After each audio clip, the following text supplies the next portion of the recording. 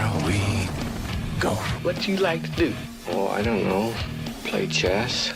Screw. Well, let's play chess. Richardson gonna take off and run. He's in there! Touchdown! I-N-D-Y! Outside give to Taylor. Stretching it out. He's at the 5, and he walks in untouched. Jonathan Taylor. Turner wants to do more damage, and he does. Here's Halliburton into the front court. Mishandled it, but gets a shot. Hits it! Hits it! John, I have never been better to be on the air with you here in Indianapolis, a place where so many of my dreams have come true. The Ride with JMV on 93.5 and 107.5. The Fan. Hey, what's up? Good Tuesday to you. Hopefully it's not storming or raining wherever you are.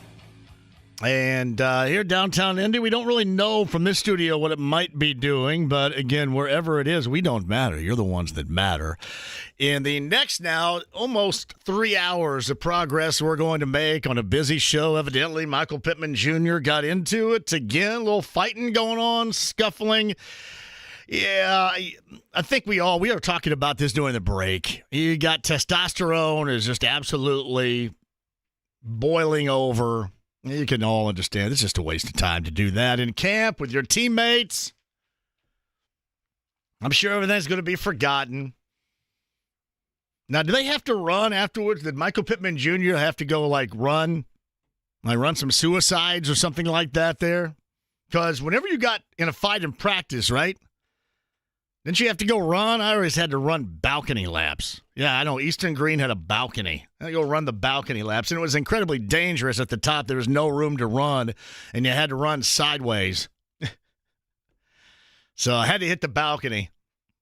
Now that, breaking curfew, hit the balcony. Smoke up. First 9 weeks of school, balcony laps. Always balcony laps. So I don't know what the punishment might be when you get into a fight. Listen, you can put it a couple of different ways. I would agree with you. I mean, you light the fire, but you can also direct the fire when it's necessary and redirect it when it isn't. And in a practice like that, it isn't. I know. People are going to say, well, you just don't understand. Yeah, I understand fully. All right? Fully understand that you don't want, the coaches don't want it. Nobody wants that jackassery going on in a practice. That's that. So that took place today. Anthony Richardson goes down and then gets back up, kind of like tub thumping. That is good. I know he gave people some heart palpitations going on out there that were watching. I saw a lot of the videos going on. So pads today. Maybe that's what happens. You get into pads, you get a little bit closer, a little bit more physicality going on, and that's what happens. I don't care with Michael Pittman Jr. what happens, but he has got to – his definition has to be a 1. We can't sit during the season or at the end of the season and go, well, you know what? He's a possession type of guy. He's a good number 2. I mean, you have to morph into the absolute go-to with a goatee. Have to. I mentioned the have-tos on this team. And we'll go over the have-tos. My have-tos are always really good. Anthony Richardson remaining healthy, that's a have-to, even with Joe Flacco, because you don't want the complications, again, that will come with him going down and missing time. And the complications, even for us, the complications aren't on the field for us. It's just out in society. It's here on this show. It's complaining to one another. It's making a Colts for you fandom being ridiculous, being miserable, and you don't want that. So staying healthy, being able to play, that's a have to. Defensive line, playing as well as everybody has talked about this defensive line should play, that's a have to. Yes, Jonathan Taylor running the football is a have to. We'll go over those as we get closer to the season, but those are some right now that are incredibly unoriginal, but right on the money as far as have-tos for this Colts team. And for everybody all the way around, it's a have-to make it to the postseason. It's tired.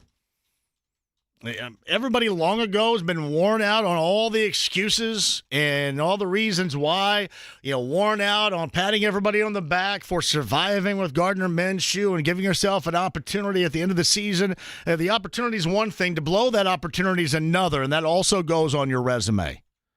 It goes on your permanent record. Especially when you have a fan base around here that has been incredibly starved for some consistently good football.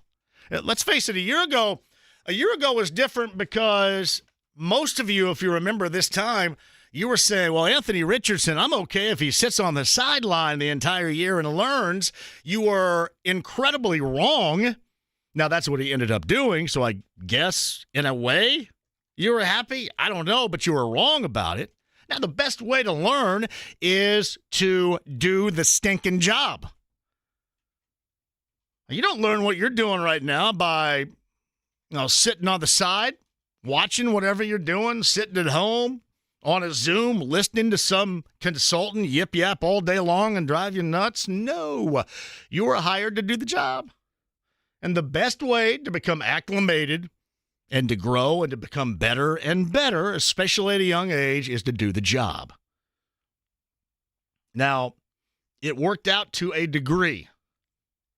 Because, again, at least they had something to talk about in the final week. And let's face it, when you compare that to the season prior, which was the definition of blank show, you were going to take anything. It was like the any port in the storm mentality. You're taking anything. But there are a lot of have-tos this year. No matter what is said, no matter how much time has already been given, all of that garbage, there are have-tos this year. And there should be. The rest of the NFL lays down the law in that capacity. Not a lot of chances given in the NFL. So a number of have-tos. Last year, again, was different. Last year, would have taken anything compared to the year prior. Just the overall embarrassment of going along with that mess. Really, that was 2 years ago, was so like growing up around here with the Colts, with the exception of you were really invested and really cared. Back when they really stunk and they first got here, it was just so fresh and new, and you still couldn't believe you had a football team. An NFL team was here. And when they took an ass whipping, you went, oh, okay.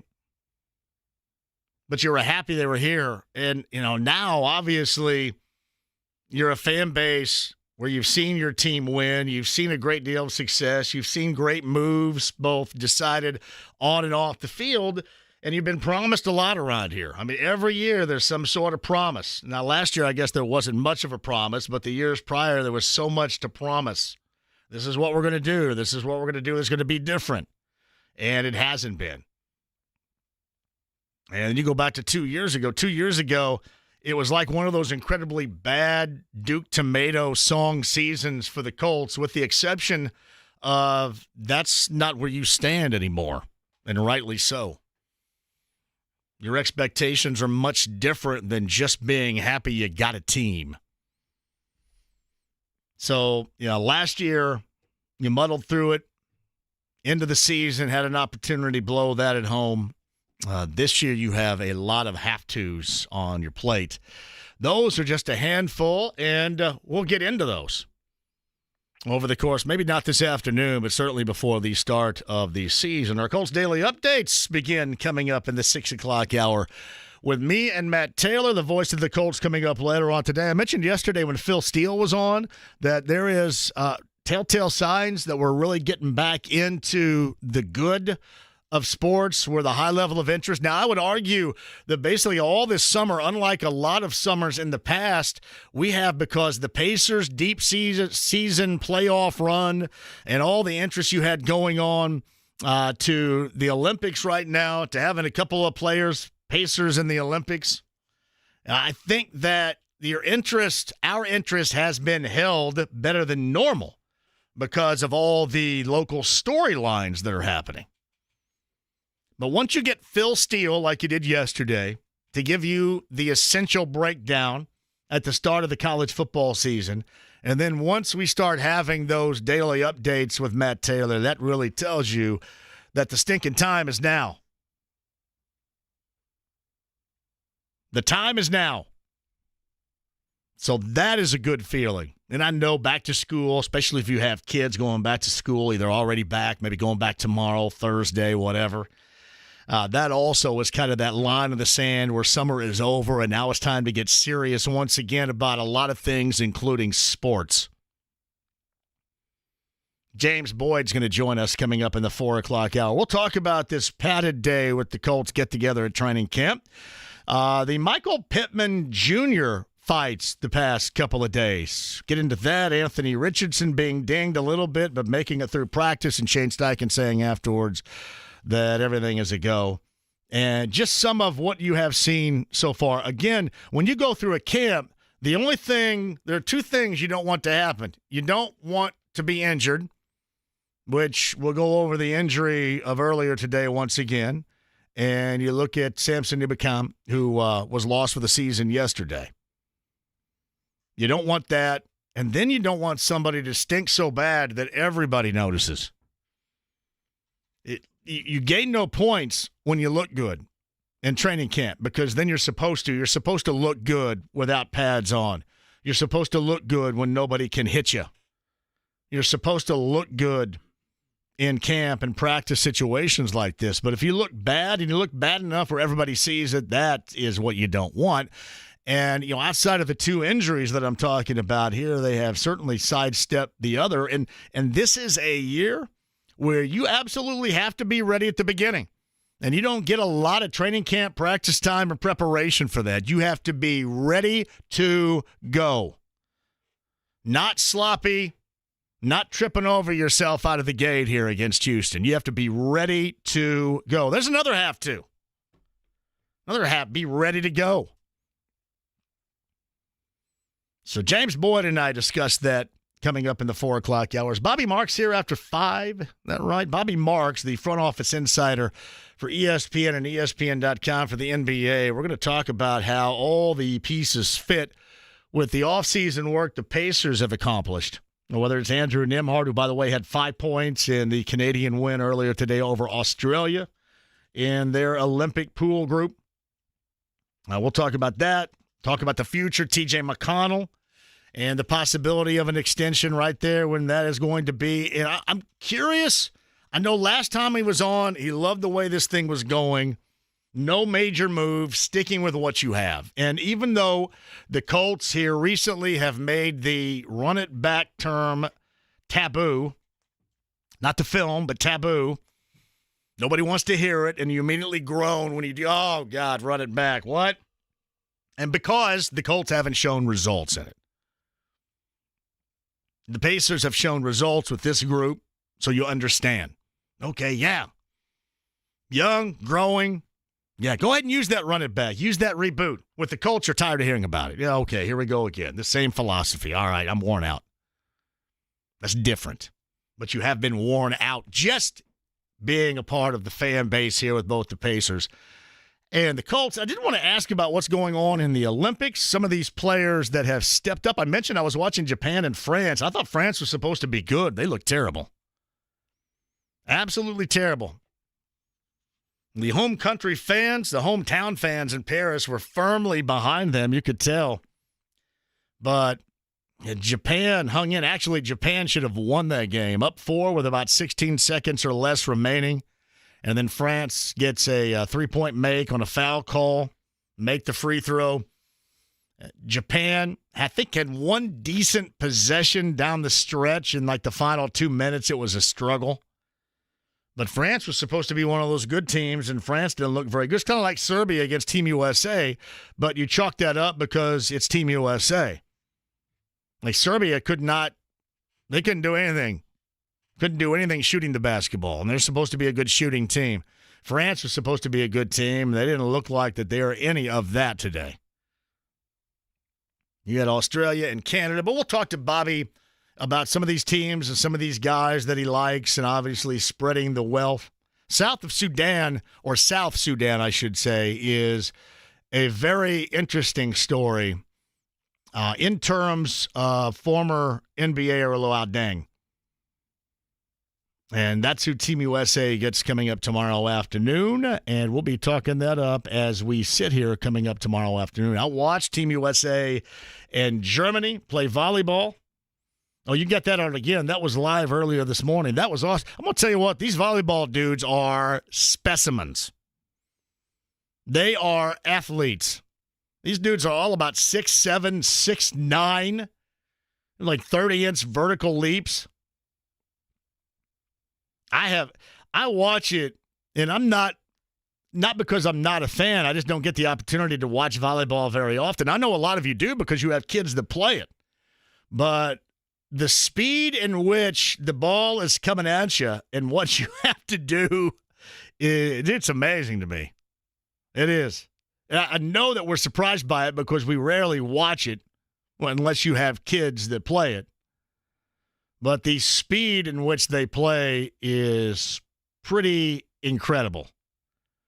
And they are getting like elbow above the net for those kills. That is fun as hell to watch right there. I didn't watch that. By the way, what is this, Germany and USA? It's a replay. I can spoil it for everybody. You shouldn't be watching it. You got to be listening to me anyway. Team USA gets it done. They had to have a decisive set, however. I think they played a 15. That was one of the reasons why if you were watching this morning, you were watching on normal television, it was on USA, you didn't get any of Australia and Canada because that volleyball match with Germany and USA went a little bit over.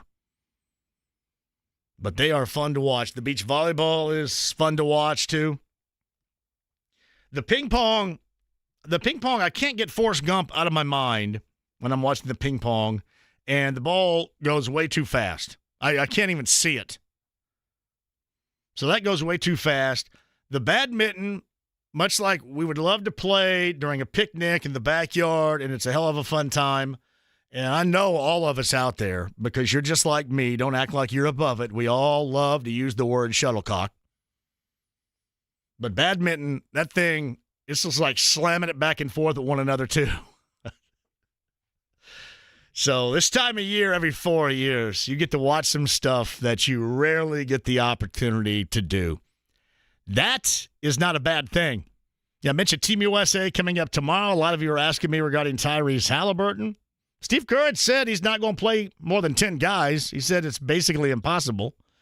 Yeah, I go, okay, well, just sub out somebody and play another guy. How impossible is that? But if you're asking me whether or not Tyrese Halliburton gets some run tomorrow, the way that it looks, maybe not. I guess it depends on the game. The flow of the game, I do believe at some point he's going to be called upon because it's necessary. But certainly he is riding a lot of the bench right now, which you can also look at, again, selfishly look at as a plus. Resting, no tread off the tire. I think everybody understands he needed some rest anyway. And not putting all those minutes on it. And then basically the best way you can, the old Bob Knight saying of, the brain tells ass on the bench how you get back on the floor. Well, not so much getting on the floor because the guy is going to play at a high level for the Pacers, but to be at this elite level, you got to mix in some other stuff, don't you? And especially on the defensive end. And you know what? I made an error yesterday in talking about this because I just put this on Halliburton. But this is somebody, or I should say this is something that everybody on that team, I think, can take a lesson from. When Chad Buchanan, who joins us coming up on tomorrow's show, when Chad talks about if we had guys individually just play defense a little bit better, or in terms of rebounding, get one more rebound a game collectively, team rebounding, then that would solve the problem. And I think that's right. These guys are never going to be this great defensive team, but there is room certainly to grow. And motivation would be watching the best player on your team, your teammate, not get any run right now, make it all better. Andrew Nembhard probably can learn the same thing. And let's face it, that's what's necessary for the Pacers. Well, defensively and rebounding.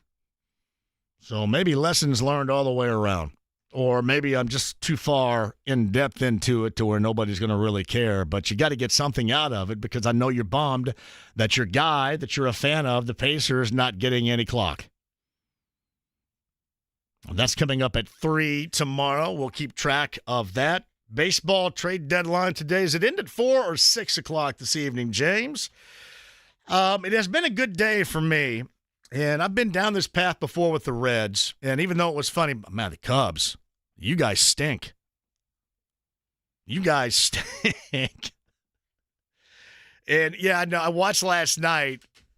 And when's the trade deadline, by the way? 6? 6 p.m. tonight. 6 p.m. tonight. I'm very happy that Lucas Sims got traded. I no longer have to worry about Buck Sims or Lucas Farmer. However, Buck Farmer's still there. Lucas Sims, a part of the deal, the right-hander that has driven me nuts for years. If there's one thing you can count on, hey, this call to the bullpen by David Bell, he's going to get Lucas Sims. There's 4 wide ones. There's a walk. Almost every time it was uncanny. It's almost you got to try to do that. And I know you're trying to keep it in the zone. You're trying to get the guy out, but you almost have to try to walk as many first-time batters as that dude. He just drives me nuts. And thus, I blame everything on him and Buck Farmer. So Lucas Sims is gone. It's a really good day for me. Frankie Montas traded. That was their big offseason acquisition. Let's just face it, as much as the Cubs sucked last night, and that was an embarrassment. The Reds, once again, are awful. There is never, ever any light at the end of the tunnel. Not even when we have Lance McAllister on here. And my man Lance can come up with stats, and all of a sudden you go, well, wait a minute. I think the Reds are going to win the World Series. You're like trying to talk me into it. And I love him to death, but I mean, they're just, well, this is what happened. Did you know that they are 6-2 when it's partly sunny and 82 degrees? And he'll make you think that they're going to be a high-quality team, and they're just kind of messing around until they get serious. But, as a longtime Reds fan, I can tell you, this is what normally happens. This is what normally happens. Although the Cubs, good Lord. Yeah, and I saw Tyler Stevenson get hit in the head last night.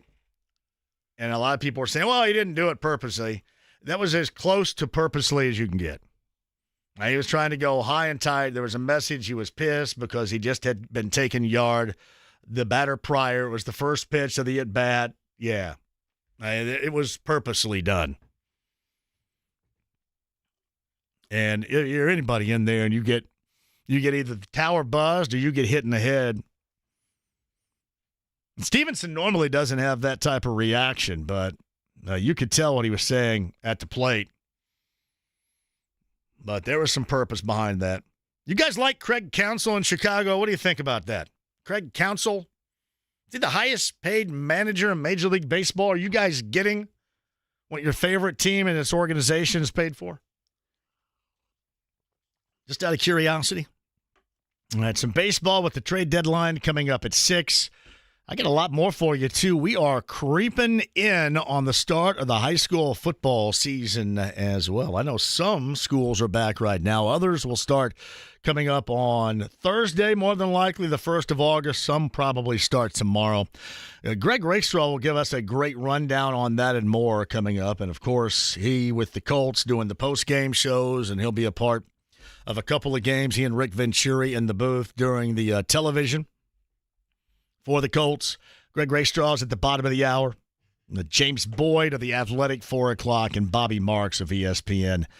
That is coming up in the 5 o'clock hour. Otherwise, 239-1070. The email address is jmv at 1075thefan.com. Inside the AAA Membership Lounge via YouTube Live, you can be a AAA member today. Get VIP action at Ruoff Home Mortgage Music Center, too, just in time for a show, for example, like Imagine Dragons.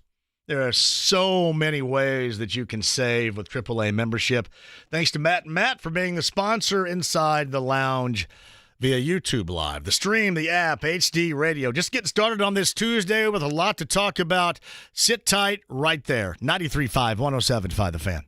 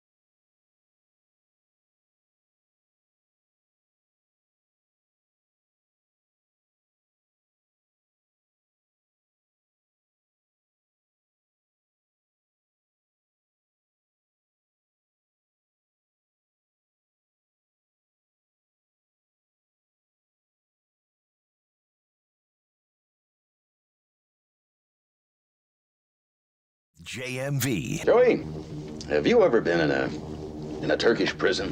93.5 and 107.5. The Fan. Hey, BT, don't make me feel bad here. Come on, man. That's according to Fox 19 in Cincinnati's Jeremy Rausch. Lucas Sims, quote, a lot of emotions. This has been such a special place, holding back the tears. A little sad. Going to miss a lot of people here, end quote. Now, why you want to make me feel like a jackass, PT? Why is that? I mean, you took the moment, you took my moment away. Now you make me feel terrible. Fighting back the tears. Hey, JMV, does coming into Richardson's second year feel a lot like the rookie season? He did miss a lot of playing time last year. Doesn't feel that way to me.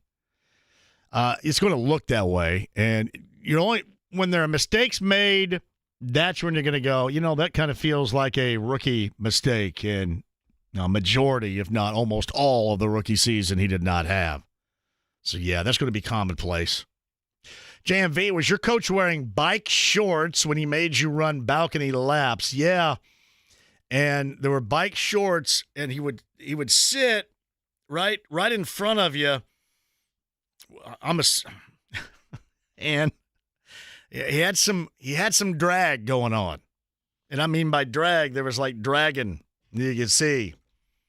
There was a little split going on, like the fellas were split. There's a split decision going on there. And I don't know if he was ever privy to it. I think looking back, I should have said, hey, Coach, I mean, your whole sack is like right there, and can you just put it away? But we never, ever had the guts to do it. Yeah. Hell, I think I wore those too. Andy Moore, Automotive Group Hotline. Friend of the show, Greg Rakestraw, joins us. Greg, I enjoy the Olympics. And every 4 years, I realize watching men's volleyball across the board how incredibly athletic all these dudes are. My God. And think about it. You can watch Division I volleyball in this state at two different schools, Purdue, Fort Wayne, and Ball State.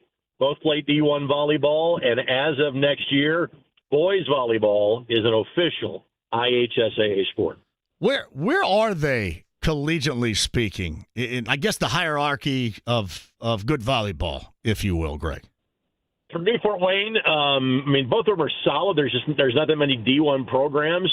I think Ball State made the Final Four last year, playing the national semifinals.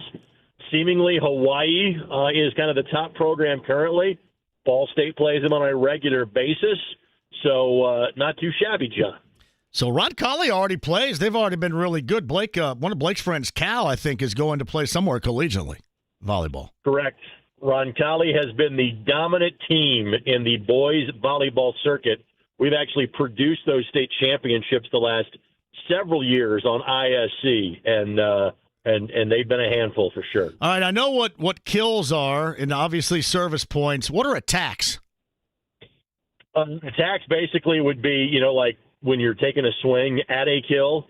So like that would be like the attack. Would be how your hitting percentage in terms of attacking errors and things like that. So I would assume it is kind of another term that kind of covers when you're going for a kill. How about that? This may be oversold here, but there's something majestic about like 3 and 4 different dudes running up, and then like the last one or the middle one hits it, and the other dudes are still jumping up there and faking. There's something majestic about that. It's the volleyball version of the wishbone, John. It could be any one of 3 options. You never know what's coming. It's like Greg Rakestraw, the Andy Moore Automotive Group Hotline. Quick, give me an update in your world as far as sports are going on, and then I want to get into college and certainly high school football, because high school-wise, it is simply put not that far away. Well, if I seem sluggish, it's because I landed at the Indianapolis airport at about 1:45 this morning, got back home about 2:40. I was down in Charlotte for a second time this week for USA Basketball. The 9th and 10th grade AAU National Championships. Congratulations on the boys' side. On Thursday, Indiana Elite won that event down there last Thursday. There was one Indiana team in the 16-year-old group that did not make the final bracket or the championship bracket, the IGB group that played down there. And so because of my late arrival due to weather on the East Coast yesterday, I'm like, you know what? And I'm going to skip Colts practice today. I'll be back out there tomorrow. I was out there both Saturday and Sunday. And frankly, for the next 2 or 3 weeks, the Indianapolis Colts now are truly my focus going forward. So Greg Rakestraw is on the Andy Moore Automotive Group hotline. So you've been out there, and I have said it this way. You don't want to look bad to the common eye, and you don't want to be injured. And there are a couple of injuries, but it kind of seems like really dreadful play that somebody like me would even notice. It seems like that I haven't heard a lot about that. Maybe it's been sidestepped to this point. Is that fair to say? Yeah, I mean, let's face it. Everything starts the quarterback, not just in terms of how we look at this team, but when you're watching any sort of open practice or preseason practice, everybody looks at the quarterback first, and Richardson has looked more good than bad. I thought on Sunday afternoon session, he looked really good. The deep throw he made to Mitchell, where AD lost his helmet and the crowd goes bonkers, because it happened right in front of him on field number 1. He had a great throw to Alec Pierce down the sideline, kind of going in the opposite direction. Cole Mallory made a great stab. Josh Downs made a couple of big plays. So Richardson looked the part on Sunday and has looked the part in preseason practice more than he hasn't. There are certain things that translate in those practices, other things that don't. I know on Saturday it was talked about how the defensive line kind of got the better of the offensive line. There's nothing from the running game that you're going to deduce from those practices. But what you can tell, are the defensive backs making plays? Is the quarterback being accurate with his throws? And is especially the end of the defensive line, when you have a new guy like Leatu Latu, is he making plays or getting to the quarterback or beating his man off the line? And that's been happening on a regular basis. So nothing of calamity corner for the Indianapolis Colts in terms of how they have played. Now having back-to-back days of injuries along the defensive line, that part is certainly concerning. So Greg Rakestraw joins us for a team that has often, more times than not, really as consistently to start a season badly as anything they've done consistently over the decade plus or whatever. Does the lack of training camp time and the fact that they get the so-called best of the division, the front runner in the division in week number 1 here, is that a bad combination to you? Well, yeah. I mean, let's face it. They got good teams out of the chute, but at the same time, if there was ever a team to set up to be successful at the start of the season, it's this year's Indianapolis Colts. And I realize that Anthony Richardson did not get the reps anybody wanted him to a year ago, but when you bring back so many familiar names, and not just 1 through 22, you're looking at 50-plus players that are back from last year that are a part of this team. You had no major changes at position coaches, at coordinator, and obviously at head coach.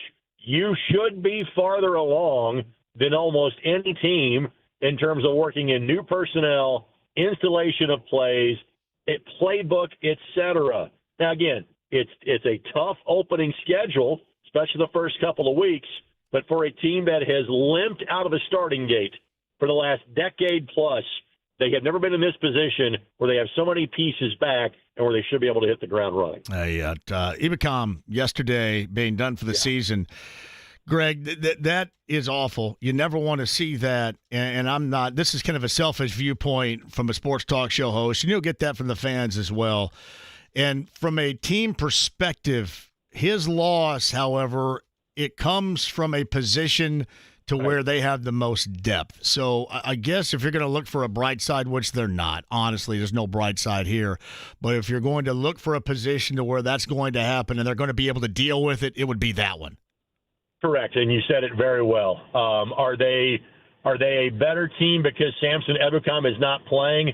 Absolutely not. They want him on the field, but it makes the drafting of the best defensive player available, of the best pass rush available when he fell in the middle of the first round, it makes that pick all the more prudent. You have no idea that's going to happen, but if you hear the phrase, you never have too many pass rushers, Sunday would be State's Exhibit A as of why, because you never know when something might happen. The Colts had a first-round insurance policy sitting there And now, frankly, a lot more will be asked and expected of Laiatu Latu in his first year in the National Football League. Yeah, and a lot has been said about him so far. Yeah. Looking the part as to why the Colts liked him as much. I was, Brock Bowers lean and trade up and that, but at least he's given people reason to think, wow, if you didn't go offense at tight end and a hybrid type of guy right here, to help consistently put pressure on the quarterback, if this guy is capable of doing it in year one, that makes you feel a little bit better about what the secondary is going to have to deal with. Did this team have a need at tight end? Yes. Do they have a lot of guys at tight end? Uh-huh. Do they have a guy that is the guy at tight end? I don't think so.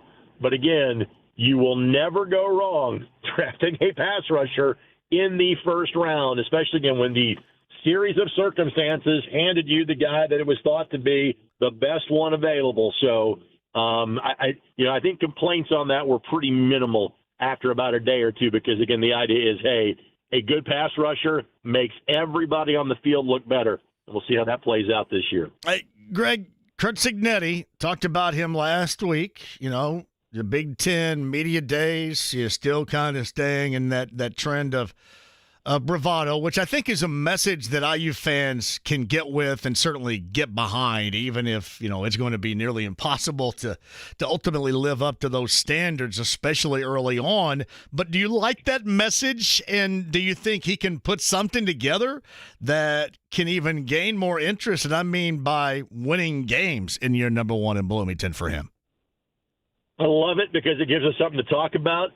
I love it because it gives the expectation to guys in the locker room that same old is not going to be acceptable around these parts.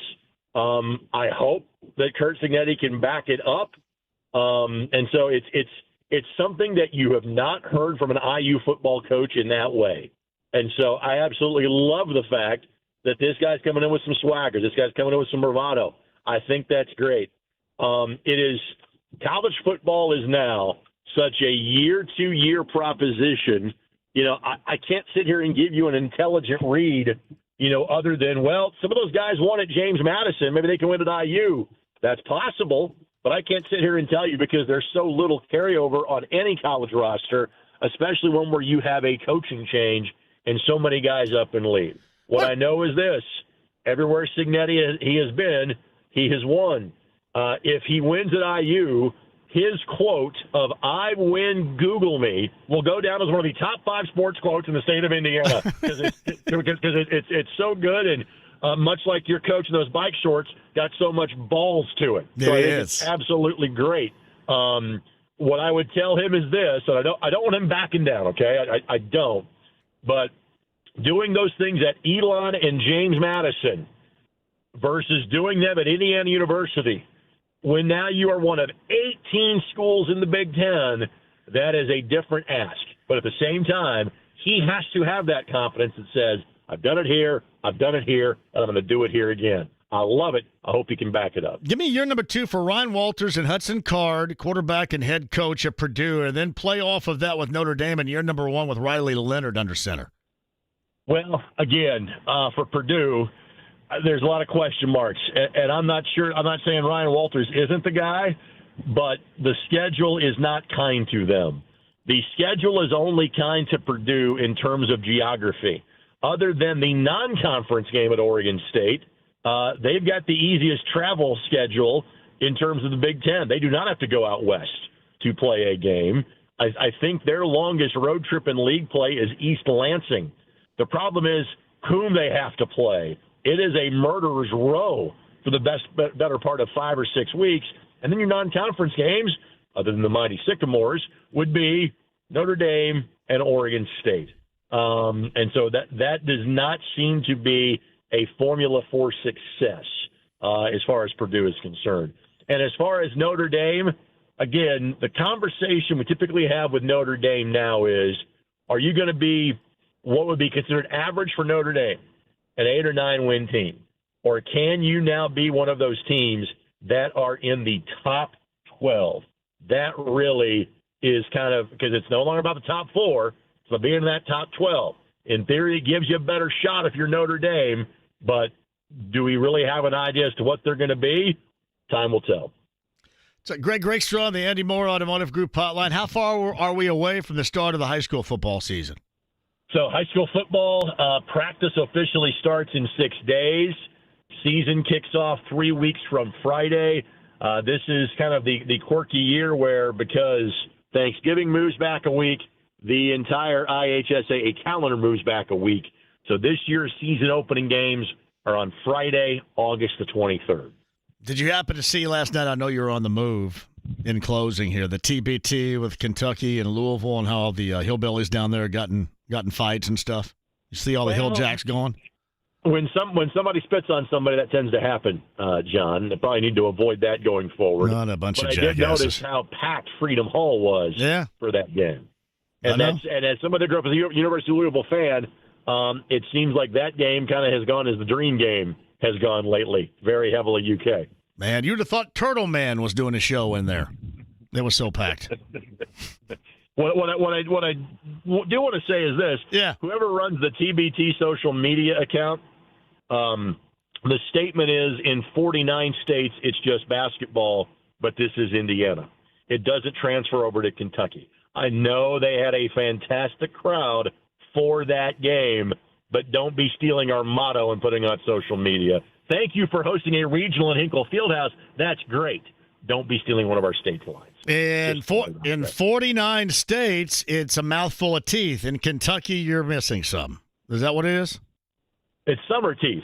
Some are here, some are there. It's the way that it works. More Automotive Group.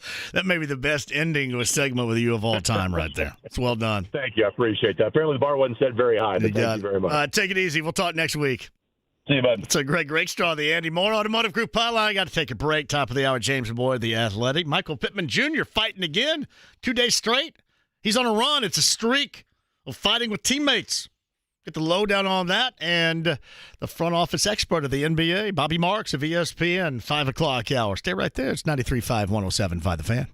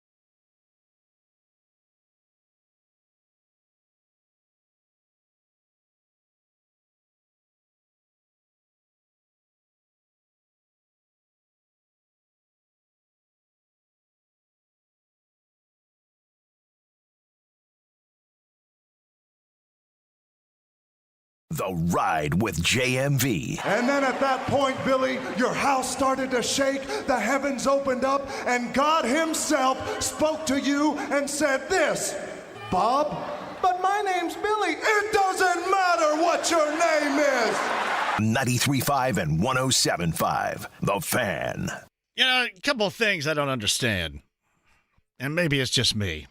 In a competition, no matter how mad you get, spitting or hitting the opposition in the sack has always had me wondering what the hell's happening here.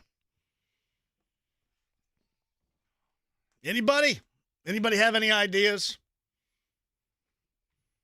Hitting in the sack or spitting, what occurs in the head right here? Do you get so angry and the first thing you think about doing is kicking or punching the guy in the satchel or spitting on him?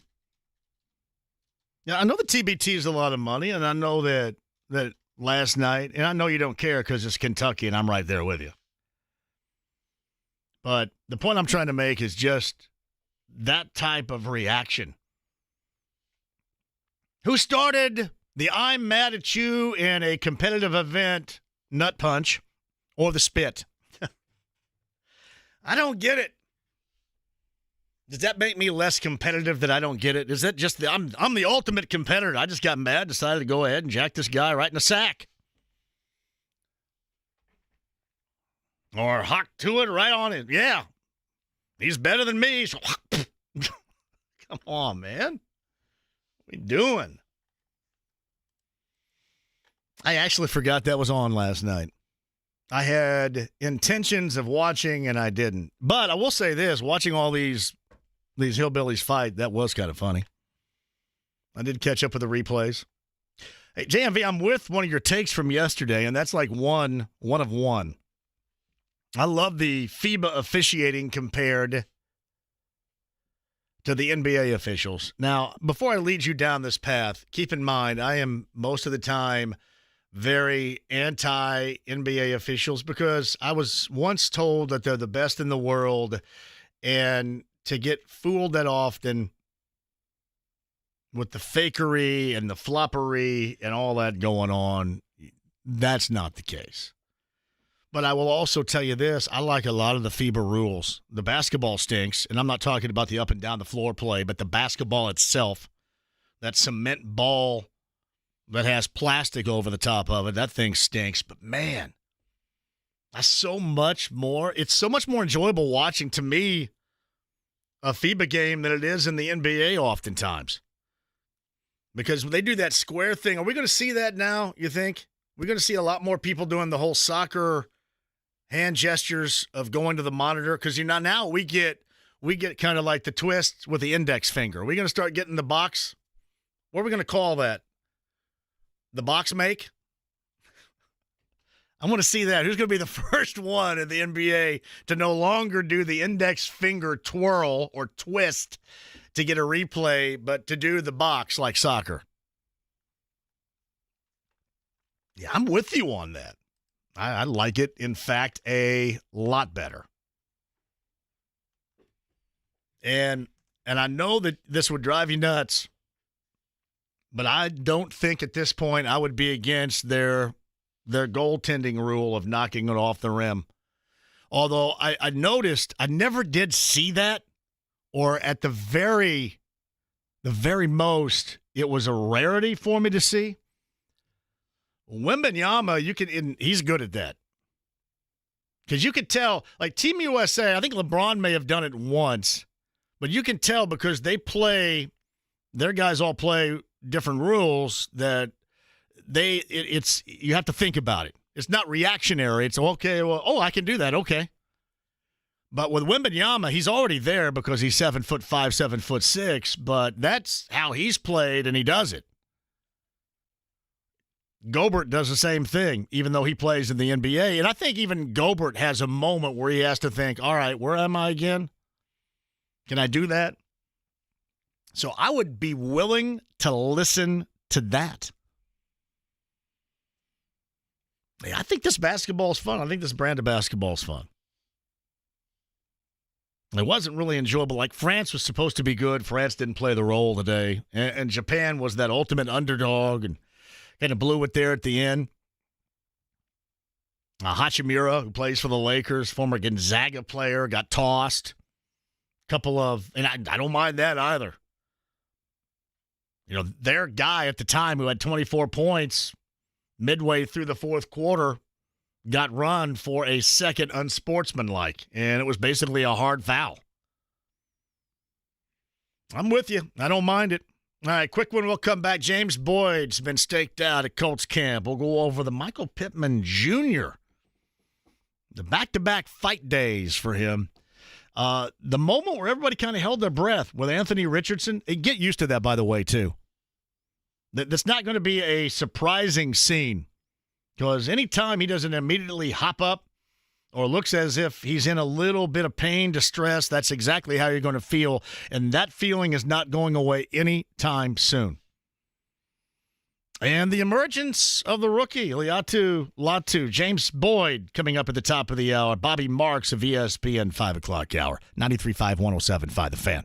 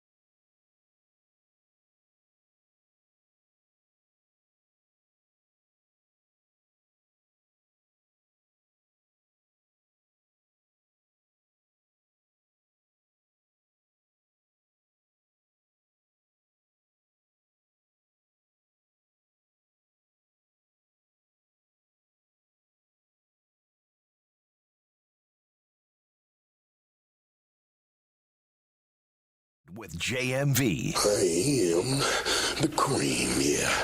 The cream of the crop. And there is no one that does it better. 93.5 and 107.5. The Fan. Framer in Irvington writes this. Here it is. Can we just do away with 3-on-3? Who needs this? Here's how I do 3-on-3, and I know I'm different. And that doesn't make me better. It doesn't make me more hard-ass or more in shape. I think we all know the answer to that. It doesn't make me any of that. But I don't like playing basketball when it's not full court. I think half court is an absolute waste of time.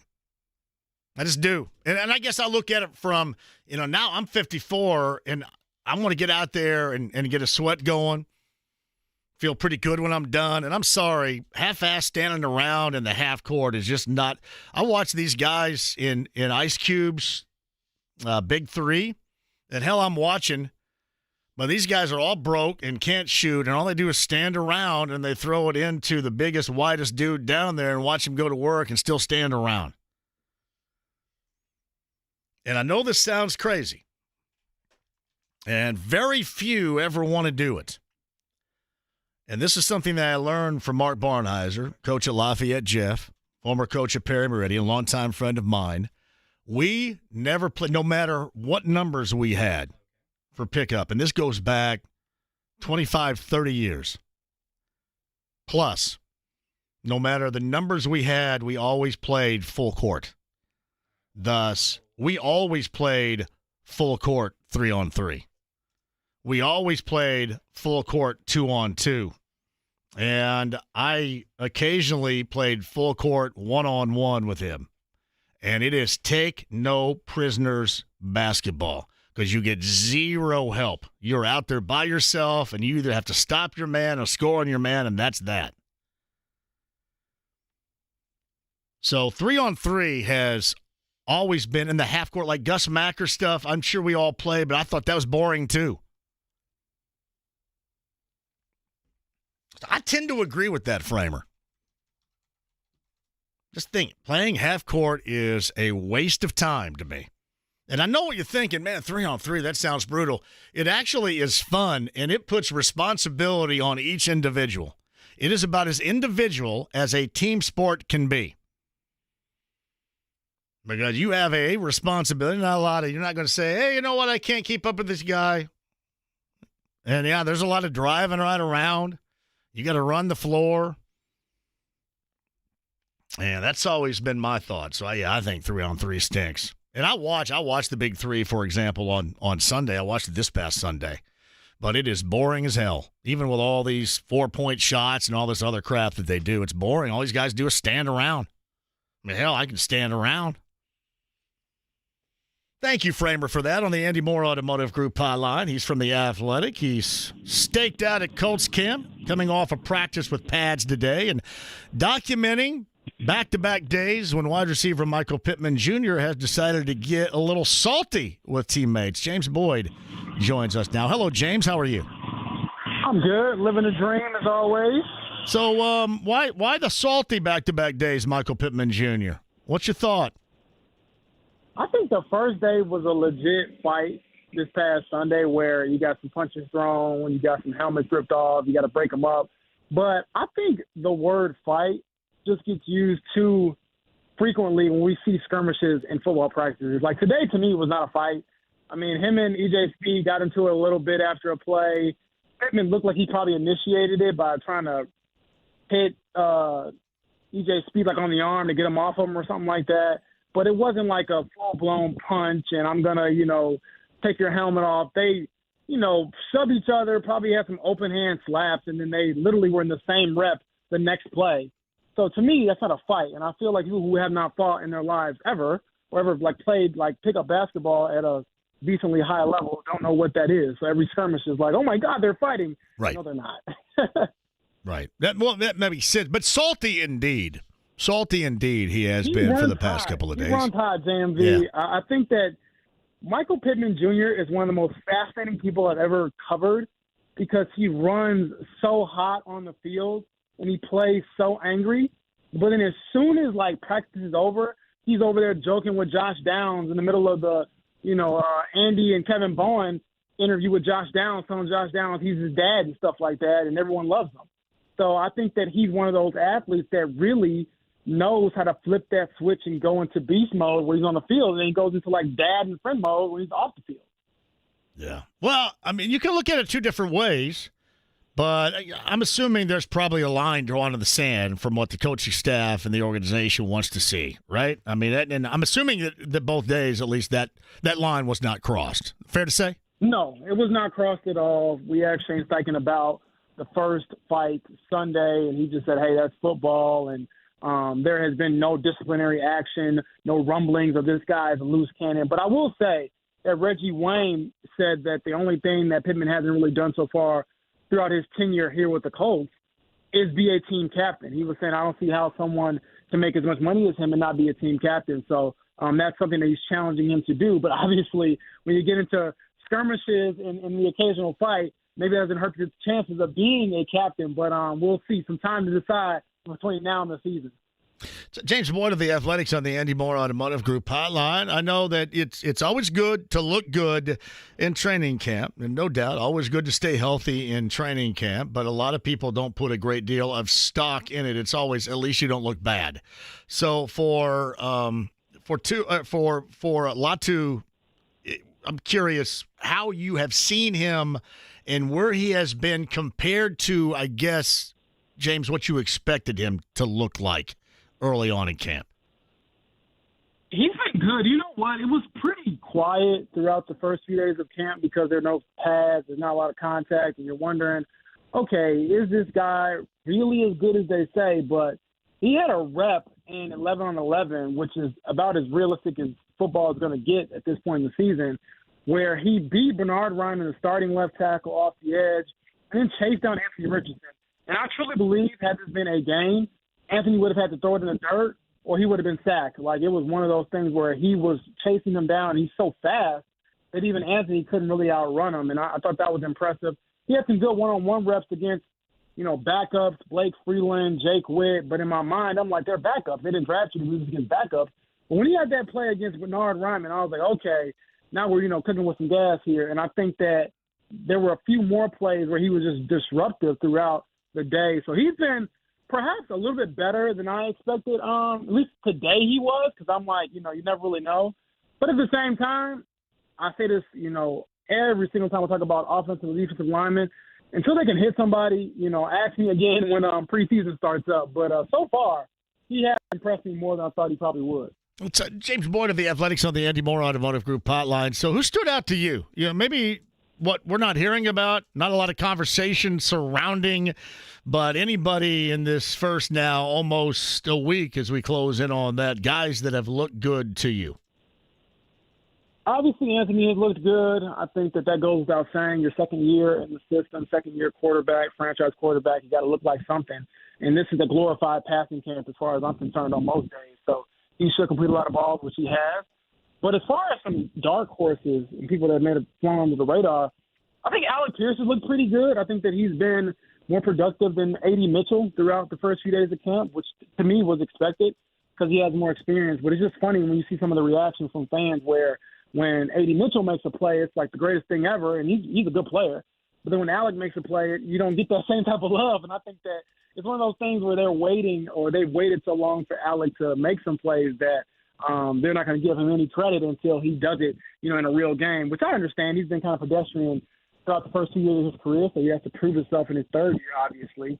And then defensively, I think that Jalen Carlisle, the rookie safety turned linebacker, has made a few plays, and he plays with some force. I think that he's been out there thudding some guys even on days when they haven't had pads. And I feel like every time there's a play, sometimes in those second units, he's even gotten some first unit reps as well. He's shown some things, and I think that that's promising, obviously, with him, being a rookie and then making the position change. And he looks like he's putting some weight, too, because I looked at him and I was like, how the heck did he play safety in college when he's as big as E.J. Speed? So he's looked pretty good so far. James, Greg and I were talking about this, Greg Rakestraw, a little bit earlier, too, and obviously we're going to be really hard targeting the tight end position because it is necessary, and you kind of wonder the level of production ultimately that it's going to give. Jelani Woods has looked ... question mark so far to you. Okay. I don't think that he has looked bad. I don't think that he's looked great. He's had some really good catches. He did have one drop, I believe, on the first day of camp from Joe Flacco in the end zone. But this is about what I expected from him, having missed a year of football, getting reacclimated. But I will say, so far throughout camp, there really hasn't been that one tight end where I'm like, okay, there's their starter. It's still kind of been that committee, that rotation. And at some point, you would like to see a guy like Jelani Woods get the reins and say, no, this is my job. I'm the tight end one. But so far, that just hasn't been the case. Same with Mo Cox. And the reason why I harp on, Jelani Woods probably more than others is because he is a third-round pick, and he is still pretty young, and he has all the physical gifts that you could ask for. But now he has to stay healthy and kind of put it all together, whereas the other guys, I wouldn't expect Tylen Granson to be a great blocker throughout his career because of his size. Will Mallory, there's always been kind of a pass catcher throughout his college career early in his rookie year last year. So I think Jelani has all the tools to be a blocker, to be a pass catcher, and be an every down tight end. But so far, I still think it's going to be by committee, and I would venture to say that's probably more likely than not to happen this season where they do it by committee again. Is James Boyd, the Athletic on the Andy Moore Automotive Group hotline. You know, obviously there's been bad starts for this team, and this is not a season in which you can get off to a bad start considering week one. Houston's in Lucas Oil Stadium, and also there's kind of that dynamic of enough practice time to get a team that has struggled in recent history to get going in that first week of the season, get going early on in the season. Is that something you're going to look at as far as being prepared and trying to get over that same old of not getting off to a good start with this group, James? Absolutely. I think if you talk to Jim Irsay, which we did this past Sunday, and we were able to ask him, hey, you know, what are some goals for this team? And he's like, I think that we're so far removed from the Andrew Luck retirement that we should be, you know, a new team, a new era. And a new era to me, if you want it to be a good one, has to have some success. You have to make the playoffs. And to do that, you got to end some of these streaks, man. Like, you haven't won a season opener since 2013. I was a junior in high school. I still had, you know, hoop dreams. I thought I was going to the NBA. And then you haven't won a division title in a decade. You haven't beat, you know, the Jaguars on the road in a decade. So these are all things that I think if they can end all three of these, you know, or at least two of those streaks with the Jaguar streak and the season opening streak, then you should be able to be in the thick of it to obviously go out there and try to win the division title. But you have to start good, man. I think that, you know, even with Shane Steichen coming in here last year, there were some cases where you're just like, man, is this team going to, like, be okay? And then they kind of turned it around. But if they could get off to a 3-1 start, that'd be the best that they've had in a number of years. It really sets the tone for the season. So, to me, I think you got to start fast and not be playing catch-up all year, especially because you don't know what could transpire as far as injuries and availability and stuff like that. So you want to try to win as much as you can very early. James, I know you also have been covering, obviously, the Fever and the Pacers now that you're into the Colts. You're obviously hard targeting that. You think there's, and we heard Dawn Staley over the weekend say what she said about now you know, look at it differently, and, you know, Caitlin Clark would be a part of it. Do you think there's some regret from those organizers that, because maybe it's just me, and I think it probably should be us, because we see the impact that she has in a level of interest, and it hasn't seemed like it's there, and even globally, it seems like it would have been there had she been included. Do you think there's a level of regret now for that? I think there is. I think that, or maybe there isn't a level of regret, because if I'm on the team, I don't regret anything. If I picked the team, I probably wouldn't regret much. But I think that there is an admission of, hey, maybe we got this wrong. And I don't know if that's the same as regret, but I thought Dawn Staley said the quiet part out loud where, you know, you judge this player off of playing 11 games in 20 days. She's a rookie. And as soon as you solidify your roster, she starts turning the corner and makes you rethink some things. And, you know, me, I don't try to mince any words. I think that she's, you know, looking at this roster, she could be in over Kelsey Plum, the Las Vegas Aces. They have 4 players on that team. And I would venture to say that, you know, Caitlin's been a little bit better than her this season. Obviously, Diana Taurasi has been there. I think that she's earned her spot because of her, you know, legacy and even her being an older player. She's still been pretty good. But to me, when you have 4 players on the Las Vegas Aces on the USA team, all 4 of them have to be, you know, indisputable picks. And I understand what they contributed to the game before, but even Chelsea Gray, she's been playing great with Team USA. I don't expect anybody to not play great. It's a great, you know, program they have. They haven't lost in forever. But even Chelsea Gray, there's an argument that Caitlin Clark should have been chosen over her with Gray being hurt, you know, throughout the season and things like that. So, you know, I don't know if it's regret, but I do think that they should have factored in that, okay, maybe we should wait a little while to see what she does throughout a rookie season. Maybe they couldn't wait, but, yeah, it just was funny hearing that from Dawn Staley, because in my mind, I'm like, did you all not think that maybe she did better when she got more rest and got more acclimated to the WNBA? But, yeah, I guess it's not, you know, not a here nor there now that she's back in Indy getting ready for the second half of the season. So James Boyd with us, you think if you just look at the schedule being different, if it wasn't so front-loaded with all those been there and done that, really high-caliber, high-quality teams, that we would not be talking about a lot of this right now, would we?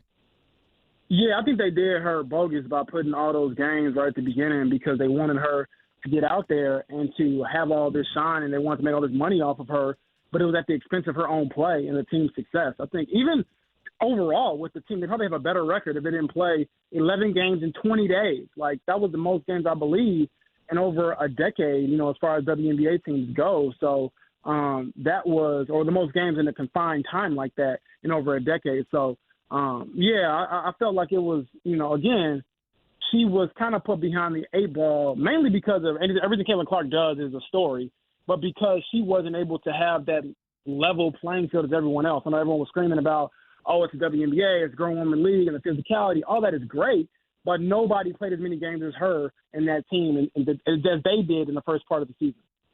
James Boyd, the Athletic, a little bit of Pacer conversation, too, in terms of being in Paris. Tyrese Halliburton, no clock whatsoever. That's going to continue to be a trend, and this is kind of like a multifaceted, if you will, question I'm asking here.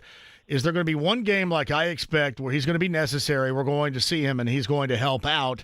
And are we also going to see something that he also needs? He's not going to have a lot of that wear and tear, evidently, that we thought he was going to have in the Olympics. And then an added motivation of, if you want to reach this level with these guys, you have to improve on the defensive end. Not to suggest he didn't already understand that, but if it was still a little bit cloudy to him, it should be driven home with this right now, riding the entire game and not playing. Is that going to be something that motivates him to be a better defensive player?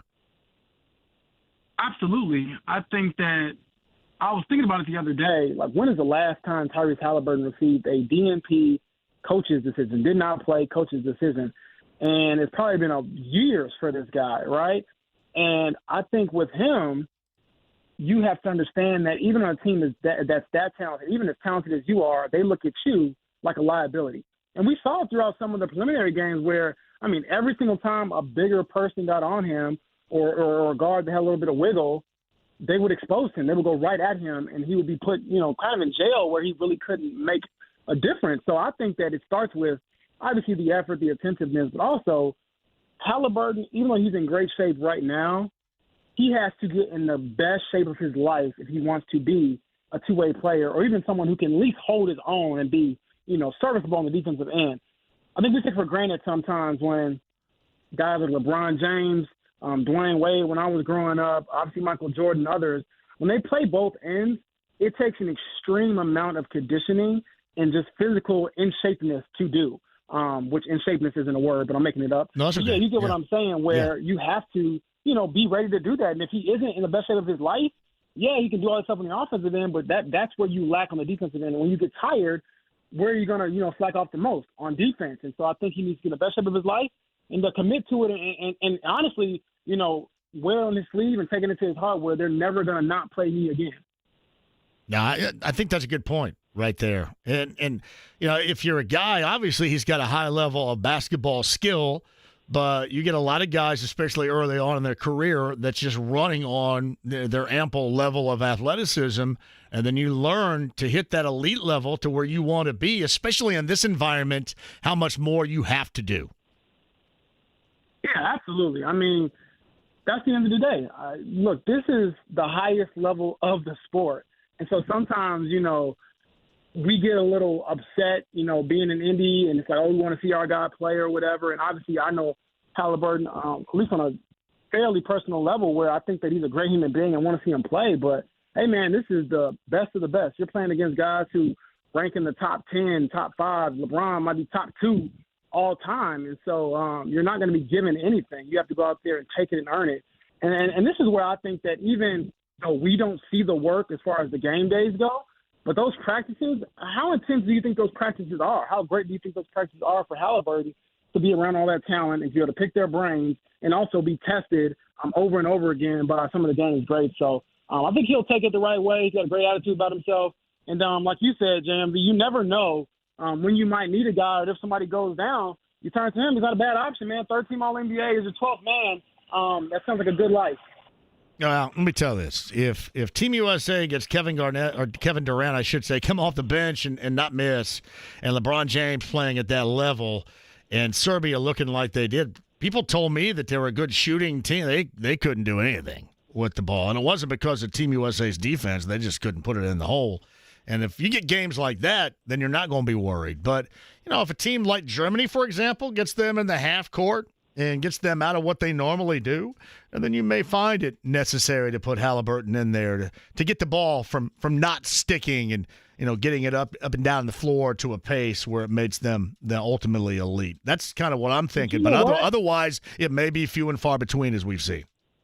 Yeah, but you know what, JMV? I thought about this the other day, too, after the Jason Tatum noise about why he didn't play. I was thinking to myself, like, man, this might actually hurt Halliburton. Because now they're basically they promised that they're going to play Jason Tatum. Yeah. And obviously all the other guys are going to play as well. And I wonder, me being petty me, I was like, man, I wish I was in Paris. I've been asking Steve Kerr the same thing. Wait a second.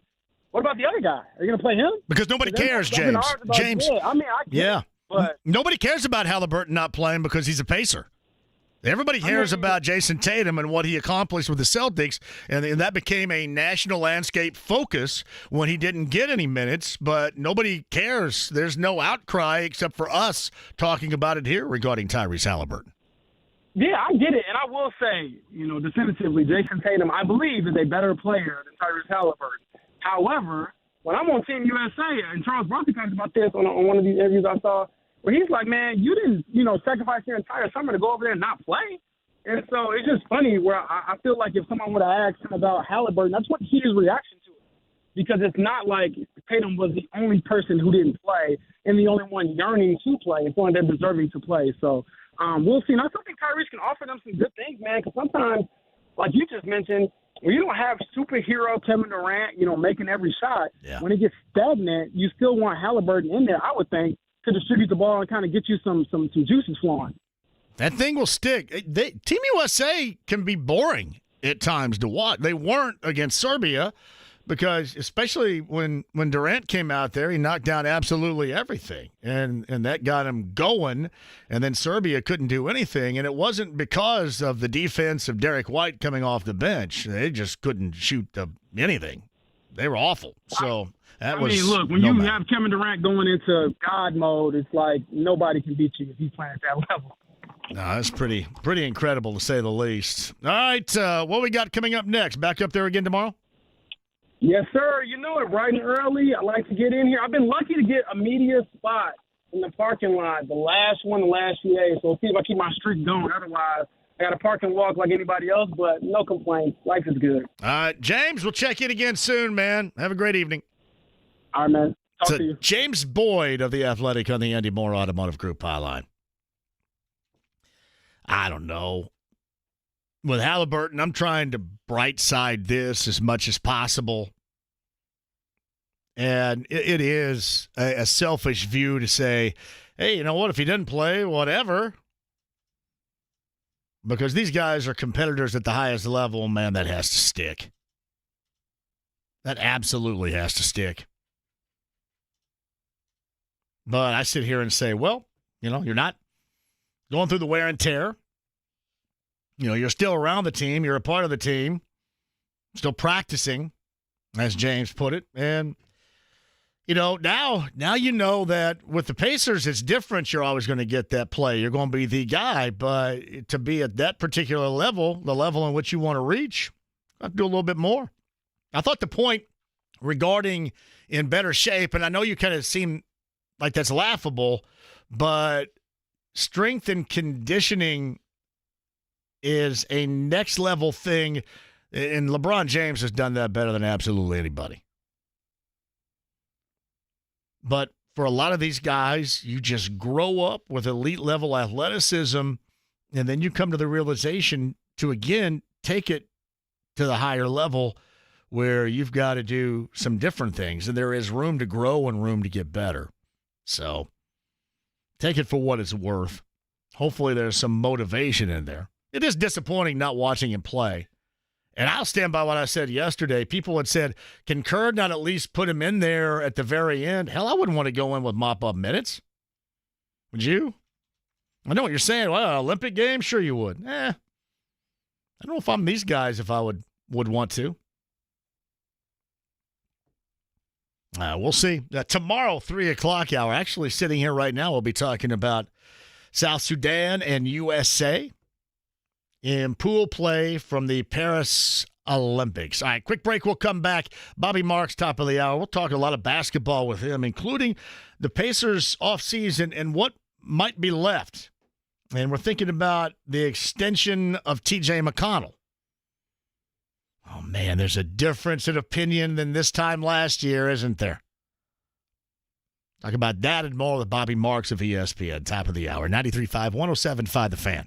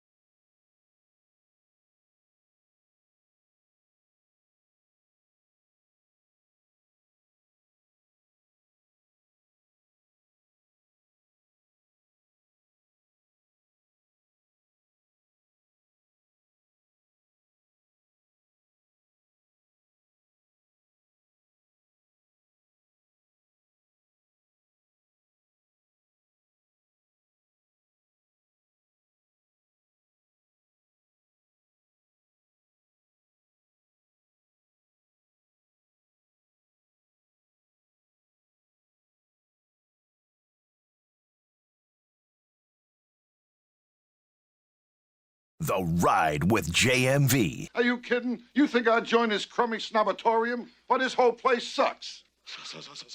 That's right, it sucks. 93.5 and 107.5. The Fan. No, I have a strong memory, David. Indeed. So Derek White, JMV, wasn't one of the original 12, so you didn't think he was good enough to put in over Halliburton, so why is he playing before anyone? The ultimate Kerr and USA Basketball decision? We'll see if that continues. I would expect that it would. And we'll see coming up tomorrow afternoon if that indeed continues. From BT, the TBT game in Kentucky had such a big crowd because they had a special viewing of Deliverance honoring the 52nd anniversary following the game. I do like this X handle. It's at AT Right Moves. Check that. Movies. I'm sorry, I was thinking about the film. AT Right Movies. All the right movies. And it is about a 31-piece thread behind the scenes with Deliverance.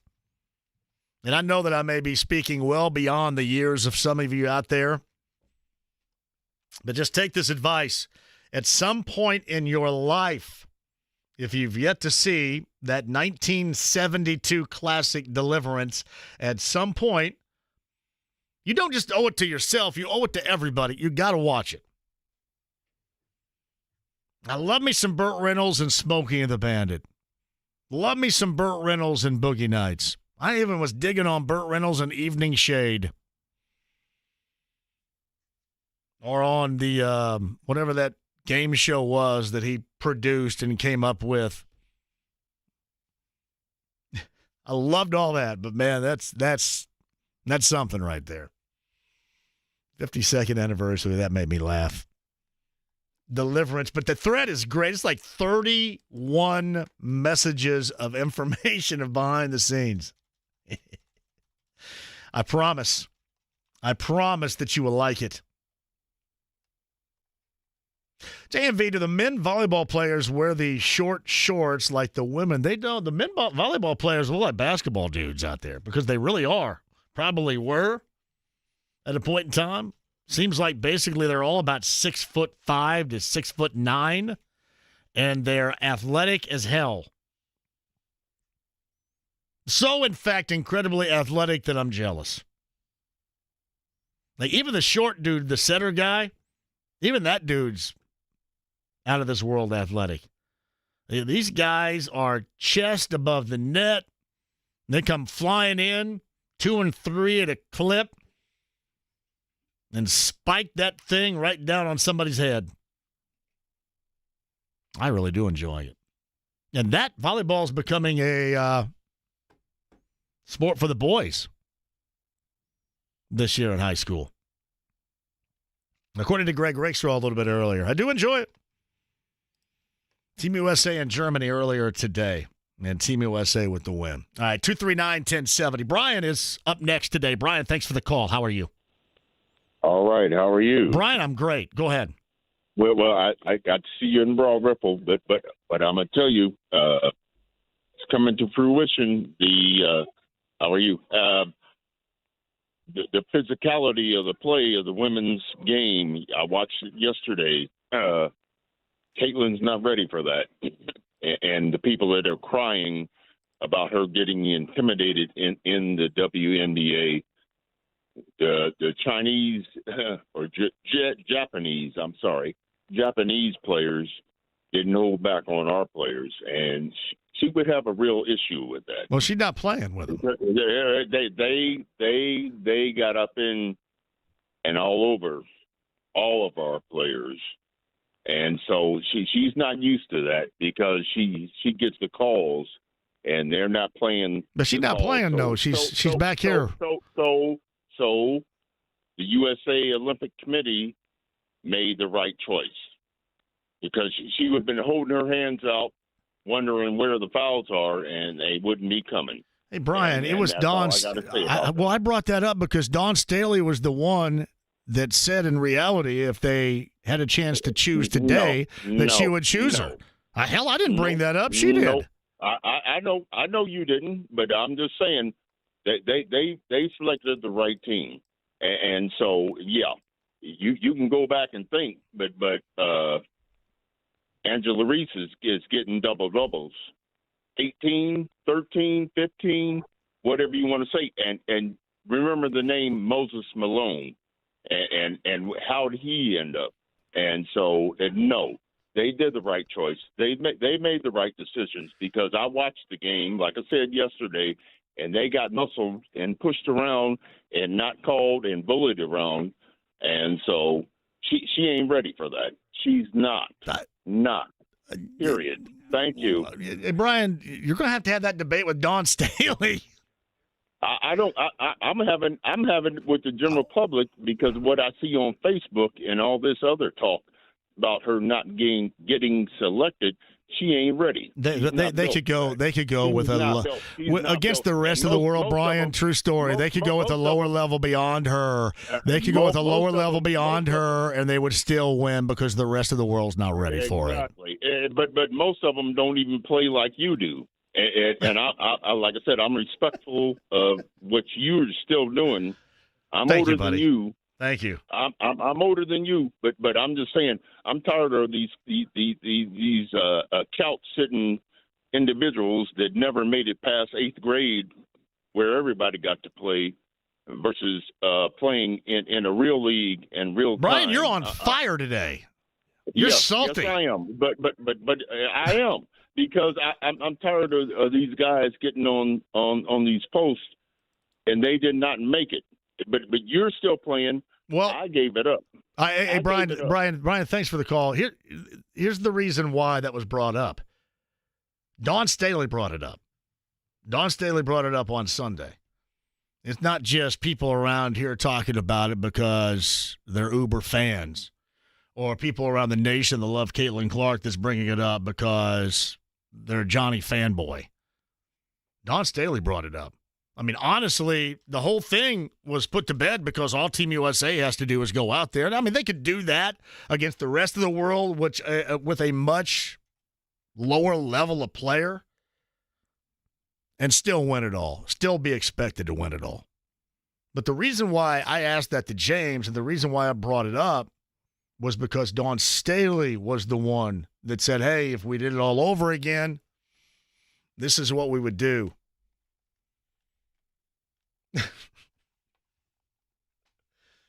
Hey, he did appreciate me, so hey, give me. I know everybody wanted me to hang up on him. I can't hang up on a guy that says I appreciate you. I just can't because you know how fragile my little ego is. You know how sensitive I am. Once he said, I appreciate you, we're lucky that call didn't go on forever.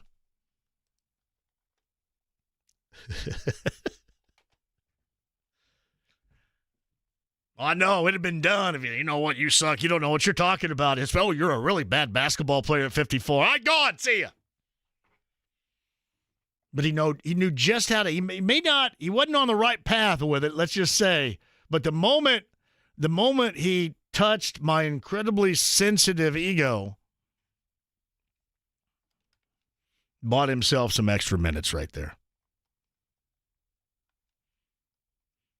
JMV, that Brian has to change his name. I didn't bring it up just out of thin air. I brought it up because that's what was said on Sunday. And I'm not reading it off the internet or reading it off of X or anything. Don Staley told that to Mike Tirico on Sunday.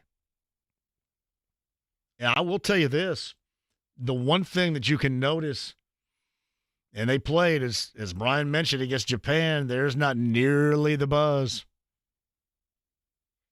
Well, it didn't seem like it to me. Maybe I'm not inside the buzz. Maybe if I'm in the hive. If I'm in the hive, the buzz is there. I just don't get the same sort of buzz. Like, you're still going to get hype and notoriety if, I'm going to offend somebody on this, I'm sure, somehow, some way. If it's not Taylor Swift, but it's a different level with Taylor Swift. I can go down and watch Def Leppard and Motley Crue and GNR inside Lucas Oil Stadium, but let's face it, it's going to be a different level when Taylor Swift is there. And that's how it is. That's how it is with Caitlin Clark. Anywhere she goes. And I'll also tell you this, any response that is made, any mention of Caitlin Clark in social media, and especially X, you are assured to get massive amounts of feedback. I mean, anymore, it's just become a go-to for anybody out there that wants interactions. It's easy. That's why all those national dorks that do news and political talk, that's why they were diving into it a month ago, because they need something easy, because they're not very bright. They act like they are, but they're not, and they want to find something to fight about. And that was easy. You find that, and it's easy. JMV, need the same criticism for the NCAA March Madness basketball. Like, I didn't really think it was that big of a deal. But now the more and more you think about it, hey, it is kind of out of sight, out of mind. Can you imagine if she was there, you'd hear about that thing every day. Would you not? You'd hear about, here's what the women are doing. The women are doing this, and women are doing that. And now, hey, here's the women. Okay, great. Now they're going to roll up on Japan. They're going to roll up on whomever. Sparking some interest right there is Brian. Danny's up next at 239-1070. Hello, Danny. Hey, how you doing? Danny, you're going to tell me how much you appreciate me, because that's the key here. Man, I do appreciate you, and I'm not just saying it because you said it. Man, I got such a fragile ego, so always remember that.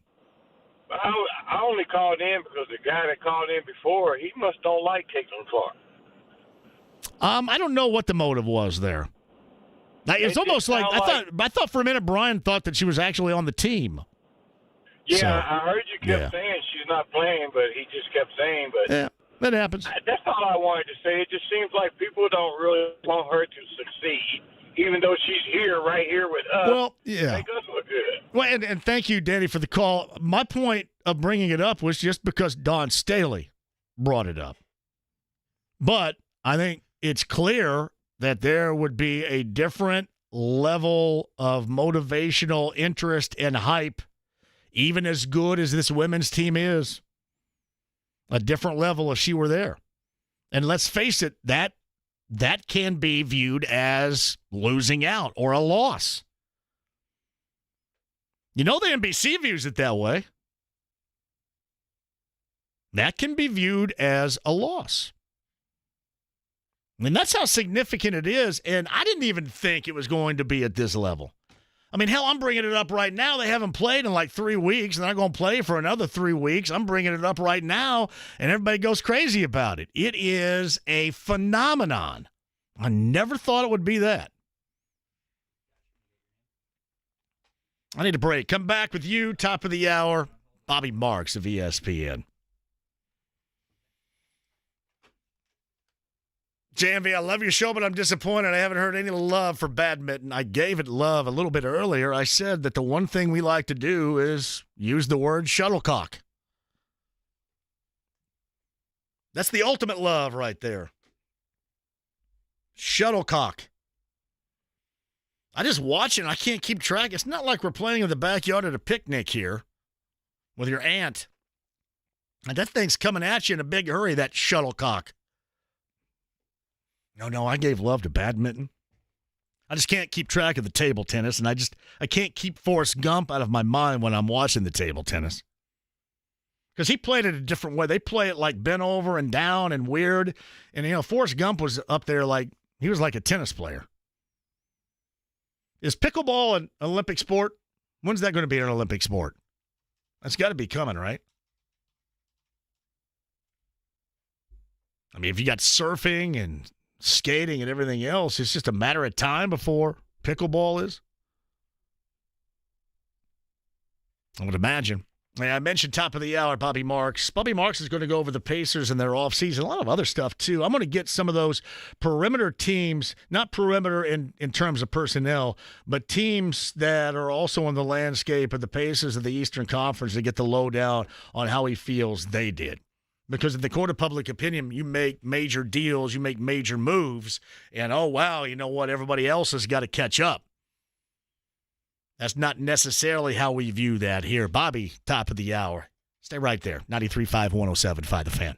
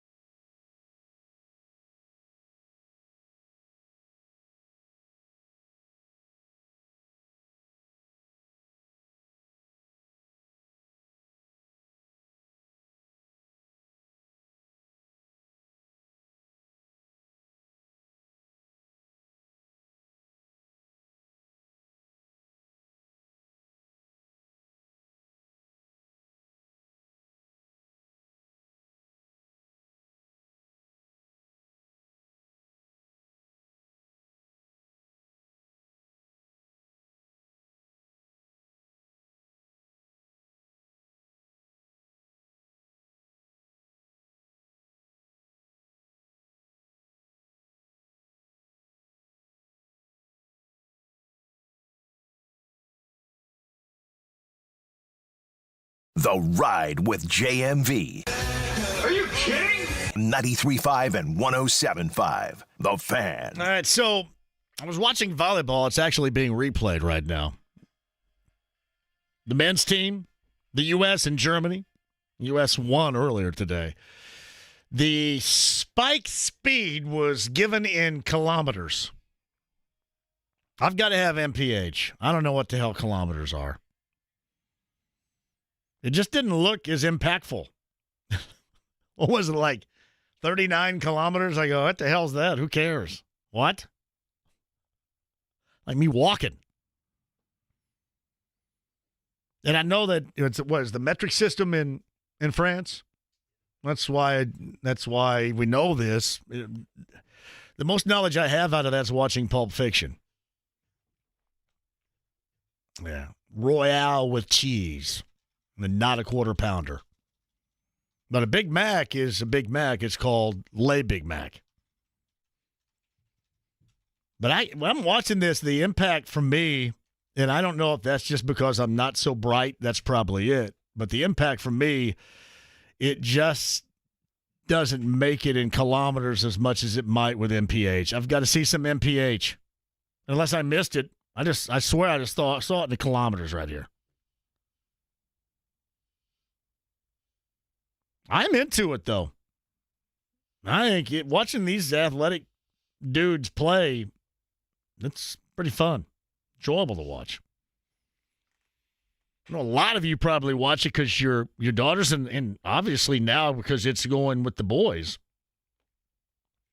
Starting this year, you'll be watching it a lot more. I have been watching it a lot. The kilometers thing has got me all twisted up right here. Sorry to say. JMV, that could have been the worst possible call I've ever heard. You guys are all over Brian. It's from Corbin. Are you tuned in to Jimmer Fredette and the 3-on-3 USA team playing right now? Is it on somewhere right now? See if you can find that. And they play in the half court, right? So 3-on-3 in the half court's boring as hell. I just think half court basketball in general is boring. Am I wrong about that? If you're going to play basketball, it's either full court or just shoot around. If you only have a half court, just shoot around. Spot shoot it, whatever. Just never really understood the fun of 3-on-3 in the half court. And I played Gus Macker just like all you other dudes did. No, there it is right there. Yeah, they're in the half court. That's like an Olympic Gus Macker right there. The hell kind of basketball are they using? What is that? Serbia up right now, 15-11. There's a Barry out there. Trying to see who's playing for Team USA. If you could find, James, that roster for Team USA and this Gus Macker, let me know. They do have a shot clock, which they do not have in Gus Macker, or didn't have. I don't even think Gus Macker exists any longer. And I will say, with the shot clock, they're moving around at a pretty heavy clip right there. There's not a great deal of D happening. So this is Jimmer Fredette's team. You have the roster over there for me, James. The men's 3-on-3. Fredette goes in and I swear to you, just blew a layup. He hit it at the bottom of the rim. Who's on that roster, James? Tell me. We got Jimmer, we got Canyon Barry, Kareem Maddox, and Dylan Travis, is what it says. All right. Oh, man, that was a Barry three-corner fadeaway right there. And what did you say, Canyon Barry? Is that Canyon Barry? Canyon Barry, is that one of the Barry clan? The Rick Barry clan? Right there. Part of that family, I would guess. Jimmer blew a layup, like right under the rim. 3-on-3 going on. All right, where was I? I'm sorry. I had a point I was going to make, and I completely forgot because I was overtaken by 3-on-3. Canyon Barry is the son of Rick Barry. Gotcha. Thank you. James on top of it. JMV, 3-on-3. Gus Macker still big in Michigan. See, to really get 3-on-3 like Gus Macker, you got to be playing on that really crappy plastic stuff that when it gets wet, you slide all over the place. And you got to have a toilet bowl. Actually, I think this is Serbia, right? This Serbian team seems to be a hell of a lot better of a shooting team than the national team that we watched against Team USA. That's what I gathered by watching on Sunday. These guys are stroking threes. This is live 3-on-3 right now. All right, quick one. We'll come back. JR says, I'm all over a Gus Mackery tee from the shop. Thank you very much. With Brian and Brian, I'm sure they would love that. So Team USA just lost, didn't they? They just lose? Yeah, 22-14.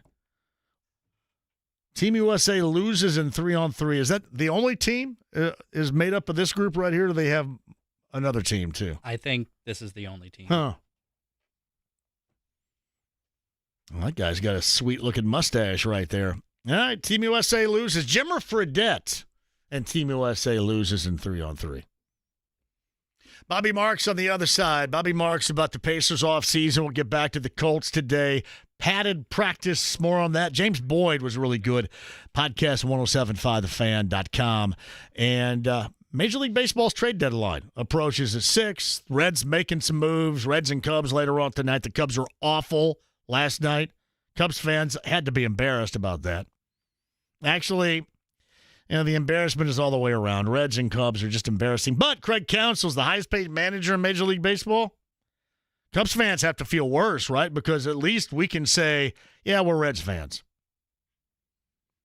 Bobby Marks, ESPN, front office insider for the NBA, joins us next.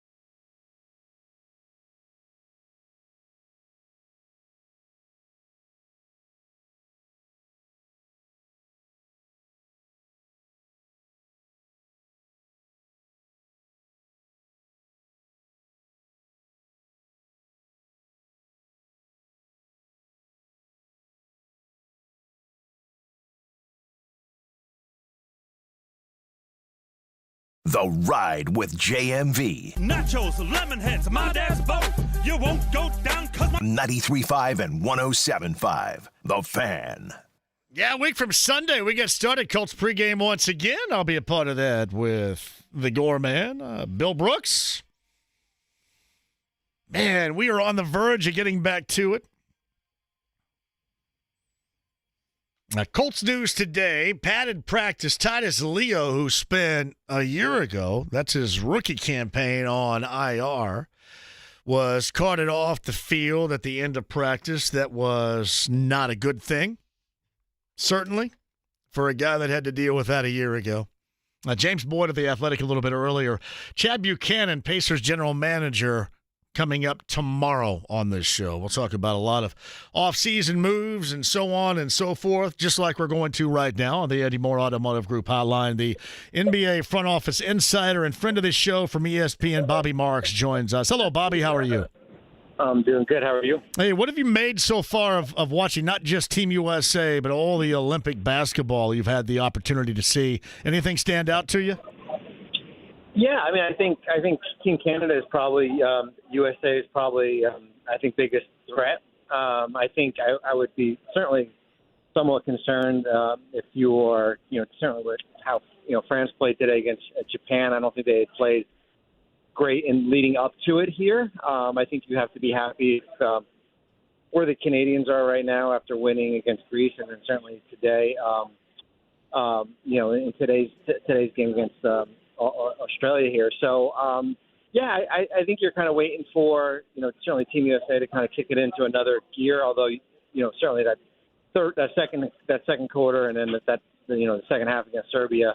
But as we have seen, it's hard to, Steve Kerr's going through, it's hard to try to manage, trying to play everyone. You can't, especially when you have 8 less minutes here, that's the kind of the biggest storyline. It's not beating Serbia. It's about, Jason Tatum not playing. Yeah, we'll get to Tyrese Halliburton here not playing either in a second. I like the FIBA rules. I hate the molten basketball. I love the FIBA rules, and I love the way the officials handle it. What do you think in comparison to that of the NBA rules?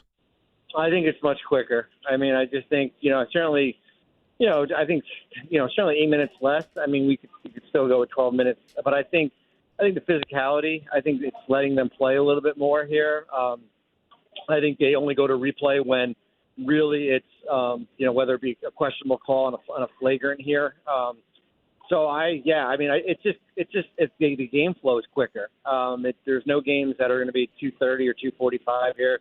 You're kind of in and out at 2 hours here. And I love the basically the total points or differential determines as far as what the tiebreakers. I'd love to see that implemented during the NBA as far as with tiebreakers here. Certainly we see that in the in-season tournament here. I like the ability to kind of knock your shot.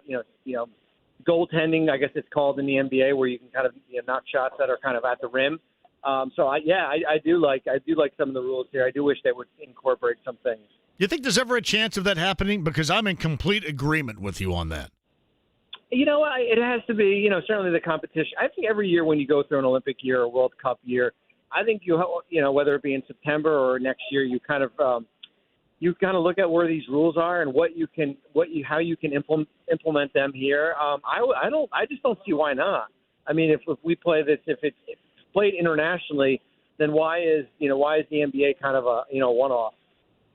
Yeah, completely agree. Bobby Marks of ESPN joins us. It's funny you mentioned that the goaltend by, what we see here with the NBA and other rules, but not in FIBA rules. Team USA is at a disadvantage because you can tell they got to think about it before they make that move. And it's just complete reactionary for everybody else. And Wembanyama was a great example of that earlier today. France played awful basketball, but in those moments down there, that's a big difference because he just taps that thing out of there. Oh, it's like playing Nerf hoop when you're little, right? When you had that Nerf hoop on the back of your door here, and he just makes it look so much smaller than probably what it should be here. And when you have him, and then certainly when you have Gobert, basically anything at the rim can be just kind of swatted back. I was thinking when Hachimura got that second unsportsmanlike and got tossed, the type of conversations we'd have here if that happened in a big game. To the star player in a playoff or something like that, because there was no nonsense. I mean, they just went and it was done. He was done. Well, yeah. I mean, that's the beauty of it is that certainly with how these rules are that it's not going to be, hey, he already has a flagrant one. We're going to look at a different. We're going to kind of wait and make sure it's something really really delivered here. So, yeah, I mean, that's, and you have an international group of officials here. And if that was one of our own guys that had gotten thrown out, it would have been, that would have been certainly the big story here. Yeah, no doubt. So Bobby Marks of ESPN on the Andy Moore Automotive Group hotline. Before I get to Tyrese Halliburton and Team USA, were you surprised France looked that bad? And I know it's Team USA and Durant went off and LeBron was awesome in that matchup with them. But I thought going in, Serbia was a good shooting team, and it wasn't the United States defense that was the difference. They couldn't hit the broadside of a barn from distance. Well, and I think that's the thing, and certainly in the South Sudan, that exhibition game with Team USA, when they struggled shooting the ball, and that game was certainly probably closer than what you thought. And then when you see Team USA shoot, 18 out of 32 from three, that's the ability to give yourself separation in these games is so key, because most of the time it's played in a half court, the game gets slowed around. And I think certainly with France, it's like, guard play matters.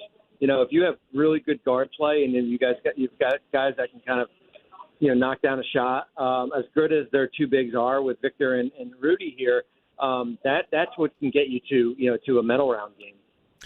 All right. Well, speaking of rotations and guys getting minutes and needs and such, it does seem like Team USA has everybody for every in need, whatever that might be in any game. Were you surprised that you mentioned Jason Tatum a little bit earlier? Yeah. You can talk about that. But what's left out, and we're the only ones around here that care, is Tyrese Halliburton gets no clock right now. Are you surprised his minutes have been squeezed out? Yes and no. I mean, I think there's a role for him here. I just think it's so hard trying to play 10 guys or 8 or 9 guys, 19, 20 minutes here. I think certainly the Durant coming back helps, as far as, well, maybe it hurts for Tyrese's perspective, kind of squeezing him out here. I think the interesting thing is that, Derek Wright is, playing, 18, 19 minutes a game, and was a player who was picked because Kawhi Leonard was bumped off with that injury here. So I'm not surprised, but I think it will be interesting as far as, they've got South Sudan and they've got Puerto Rico. Hopefully there's a little bit more separation in that game here. I thought there could be some minutes for him, and we'll see what happens with Tatum. When we got into the fourth quarter against Serbia. But as I said that on TV today, like this job by Steve Kerr and their coach, this is as hard as it gets. When you've got Jason Tatum, who's a, all NBA first team, and you've got Tyrese Halliburton, who's a third team all NBA and an all-star, that is extremely difficult as far as trying to figure out minutes and trying to appease everyone.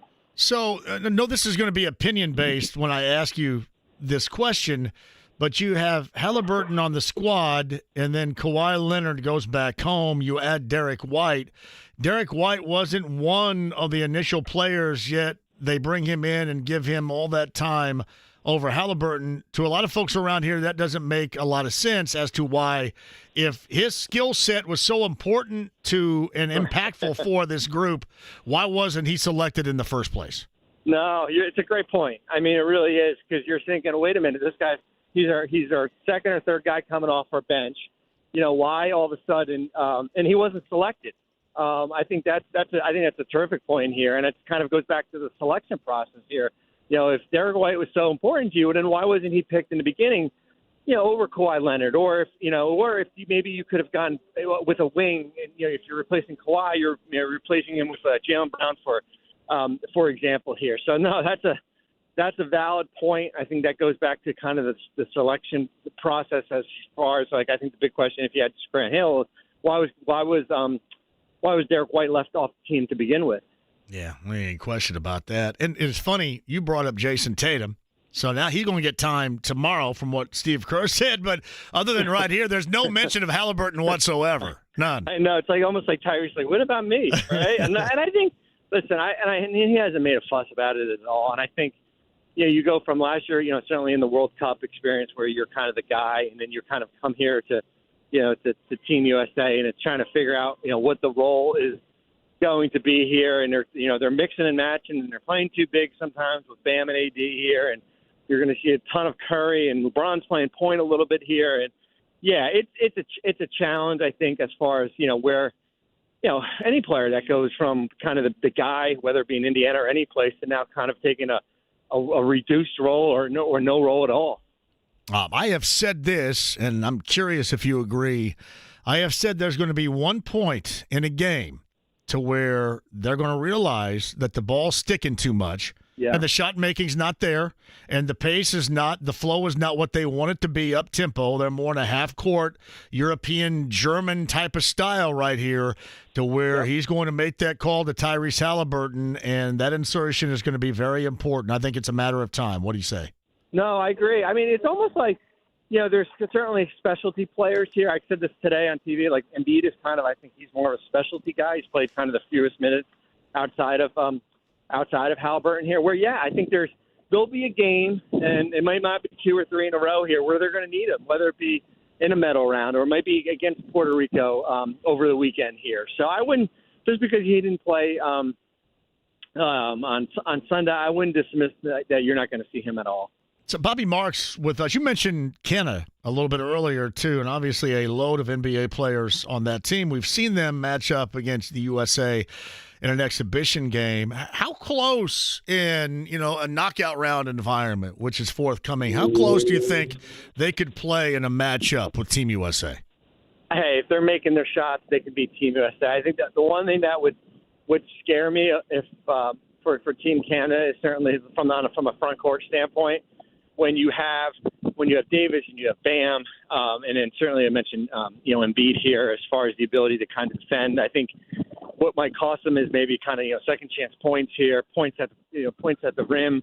But from a position standpoint, as far as from a guard standpoint and from the wing, when you have Shea and Jamal Murray, and then certainly Andrew there, and then you got R.J. Barrett. I mean, I would line those guys up to, as far as what you have and everything. So I think the only thing, as I said, which could cost them, and I know you've got Olynyk and you've got Kem Birch on that, Dwight Powell on that group here, but that would be my only concern as far as from a front court perspective. Yeah, and you know what? You mentioned that, and Team USA, let's face it, they've been a lot better when Embiid's not been on the floor most of the time. That's why he's been on the bench a lot of the time. So you kind of wonder if you get in a situation like that, if things don't even out in that category. Well, that's the thing. You're down 10-2 to start the game, and then that's why I thought Steve Kerr did a really good job, because he kind of knows the pulse of this roster, where he pulls Embiid. He goes with Anthony Davis here, and I know Embiid played a little bit better in the start of the third quarter here, but that's the challenge here, is because the one thing I think that Team USA is at its best is kind of getting up and down a little bit more than kind of getting in a half court. Yeah, it's Bobby Marks of ESPN. He's with us via the Andy Moore Automotive Group hotline. Andrew Nembhard's on the Canadian team. What do you think about that extension? And we talked about this leading up to it. I like it for this reason, because he realized he could have bet on himself, tried to make a lot more money after this year. There's no doubt about that. But I told Pacer fans you should love it, because he recognized where his skill set is going to be best benefited, how he can grow with a team around him that is highly competitive in the Eastern Conference. You realize that. And to me, when Tyrese Halliburton was brought in, everybody thought, well, he's going to be a magnet for free agents. But it always doesn't have to work out that way. It's also about retaining the ones that you had with you anyway. And Andrew Nembhard feels that his growth will be best benefited here with this team. And I think that is not only a great decision for him, but a great decision moving forward for the Pacers. Oh, I totally agree. I mean, yes, he certainly could have bet on himself and tried to win, tried to earn more money when he could become a free agent, whether it be next year as a restricted free agent if that option was declined, or the following year. But, I mean, he's been on a really good team-friendly contract here. And when you dangle, 3 for $59 million in front of a player here, I think it's a good value deal. I think it's a 3-year contract that gets him back out into free agency. It kind of fits how Indiana has kind of lined up their payroll. So I think it made sense for both sides. How does it compare what they have done? We'll get into T.J. McConnell, which I'm going to talk to Chad Buchanan tomorrow. I kind of wonder the timetable on his extension, because that certainly is going to be coming, and I kind of wonder from you how that is going to work out financially for them. But before that, compare what the Pacers have done building with their own, rewarding their own, growing with their own, compared to what the Knicks have done, what Philly has done, going out and bringing new guys in, because people around here think that automatically equates to the Pacers not doing anything, but that's far from the truth.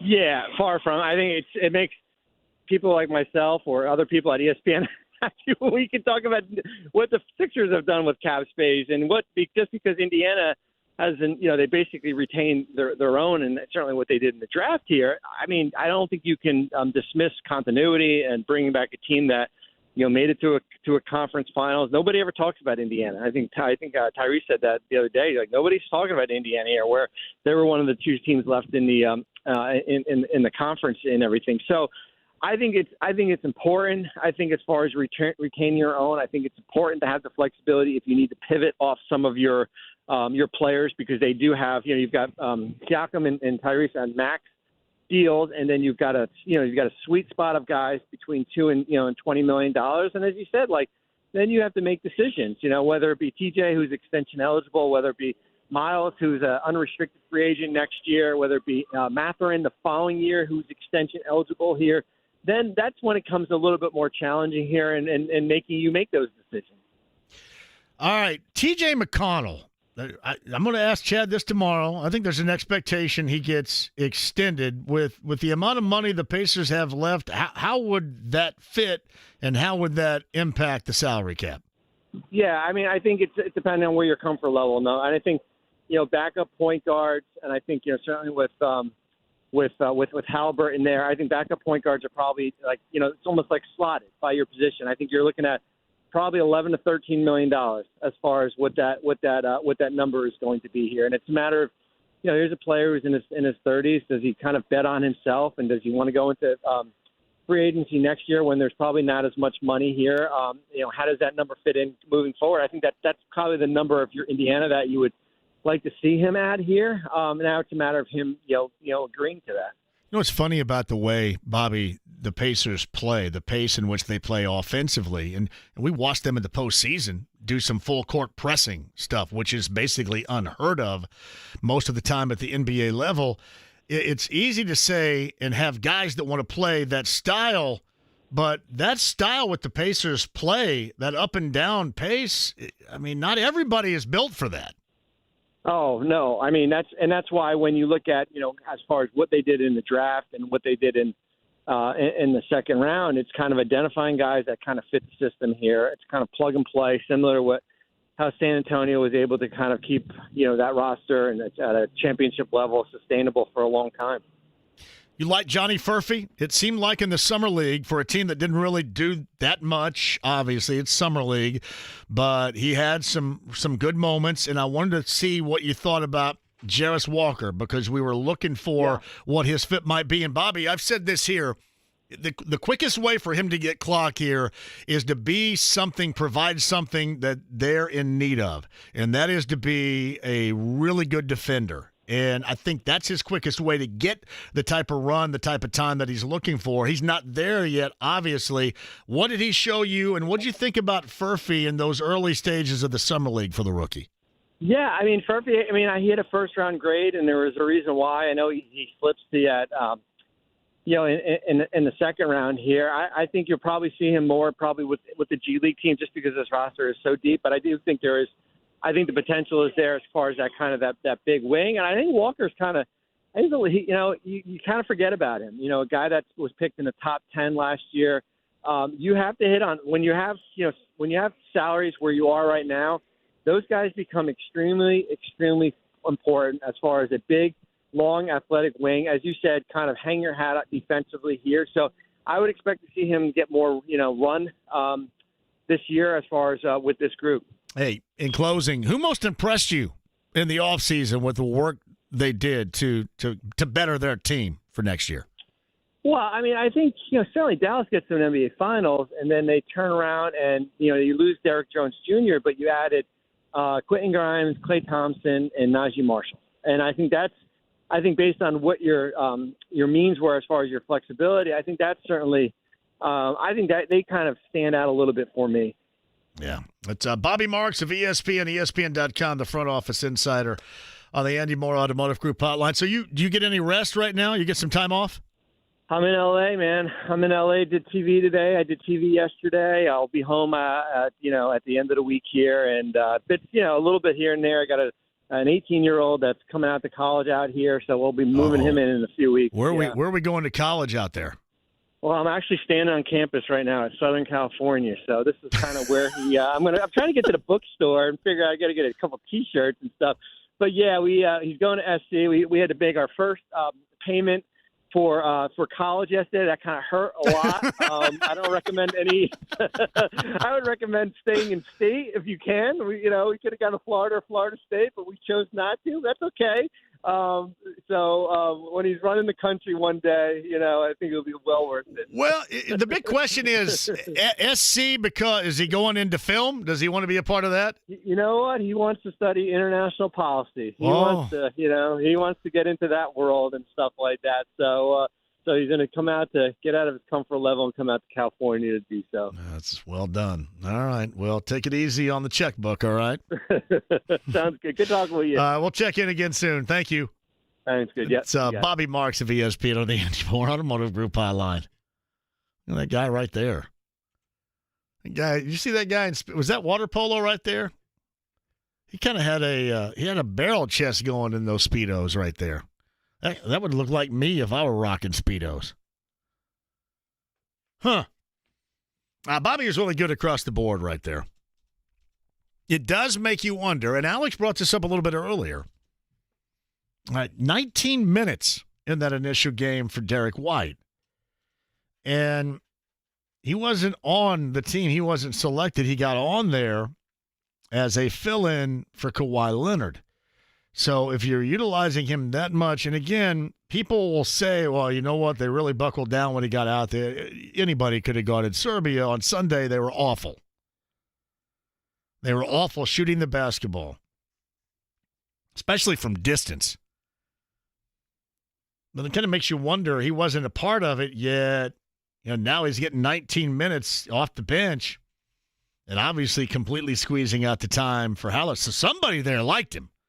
Somebody there liked him and maybe thought he should have been on that team in the first place and trying to utilize that skill set. I'm assuming it's Steve Kerr. And then not playing Jason Tatum and now promising that Jason Tatum is going to play coming up with South Sudan tomorrow afternoon at 3 and not one mention of Tyrese Halliburton. And I brought that up as well to Bobby. Everybody's complaining, and there's no clock for Jason Tatum, none whatsoever. Oh, my goodness, Derek White's out there, and he's not. And not one mention of Halliburton. Now, James Boyd brought this up earlier, and a lot of you agree with both of us in our opinions. The one thing you do learn if you're Tyrese Halliburton out of all this, obviously – you have got to get better defensively, but the condition, as we brought up, and I'm not just talking about being able to run up and down the floor and use your athleticism, because he can certainly do that, but you have to get stronger. The days of the pipe cleaning arms are going to have to be over. You've got to get stronger, and that's something else that I'm assuming he's going to notice out of all of this. I was going to mention this to Bobby Marks, and I forgot. When Dwayne Wade said during the broadcast Sunday regarding Jason Tatum, it wasn't even about Halliburton. It was about Tatum. They don't take this personally. They kind of understand. That's baloney, right? You understand that. Of course they take it personally. They're not going to do it in front of the cameras. They're going to support their team. They're going to be a part of the team. They're not going to say anything. But you don't think deep down inside they don't take that personally? Jason Tatum is sitting over there now, okay, I'm not getting any run. You think that's like the first time all time he's ever sat on the bench for the entire game? You think Jason Tatum, when's the last time Jason Tatum, without an injury, sat on the bench the entire game or load management or whatever it is? When do you think the last time when he was eligible to play and it was a coach's decision that he sat on the bench the entire game? Yeah, right around never. And you're telling me you're not going to take that personally? Of course you will. These guys are at a competitive level in which we do not understand. You and I both think, oh, yeah, we're competitive as hell, aren't we? Not even close. These guys are different. But the conversation has been all about him. Hey, do we have can you go back? Go back to that crowd shot just a minute. I thought I saw something cool.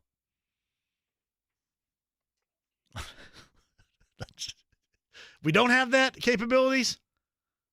That looked like some significant cleave I just saw, and we got to miss out on it altogether? I got a little side-eye out of it. I can't even go back and see it. The hell are we working with in the studio? How can I not go back for that? Beach volleyball's on right now with the Netherlands out early. This is Chase Buttinger, and I think Miles Evans is the other guy on this one. Looked really dominant in the first matchup, not so much here. So you can't go back and review anything? How do you, on this TV, how can you not go back and do it? I'm telling you, we missed out right there. Somebody out there listening will be smart and go back and review this and find what I was talking about. But it seemed like it was significant by side-eye. A quick one will come back. Your calls on the other side. I have plenty of time for you. JMV never forgets. Just ask Juan Pablo Montoya. That is so true. Juan Pablo Montoya, once upon a time doing Jeff Gordon. Remember Jeff Gordon used to have at the Western Bowl on Washington Street? You know, the week leading up to the Brickyard, used to have his, bowling for charity event. And I did a live show over there. And I'm sitting in the snack bar doing the live show. And Juan Pablo Montoya sat down right next to me and ate a plate of nachos and would not come on. And fast forward when Juan Pablo was in IndyCar, and I think this was all, who was this? All Team Penske at the time? I can't remember. I think it was Team Penske at the time, whatever. All his teammates were out there who were at the Meijer in Avon, and they all sat down with me, and this was probably 6 or 7 years later, I brought that up. And, of course, his teammates all made fun of him and kind of made fun of him for being a jerk, and he called me a big baby. He said, you're just a big baby. You're just a big crybaby, which he's right. But, yes, I never forget. Never, ever. Quick one will come back. Your calls rest of the way. Tomorrow's show includes Pacer General Manager Chad Buchanan and, of course, more updates from Colts camp. Matt Taylor and I, the voice of the Colts, have a daily update coming up, too, at the top of the hour. That will become a staple Tuesday through Thursday. And me with the Friday show with the Colts. That starts coming up this Friday, does it not, James? Again, another staple of the NFL season with the Colts right here on 93.5 and 107.5 The Fan.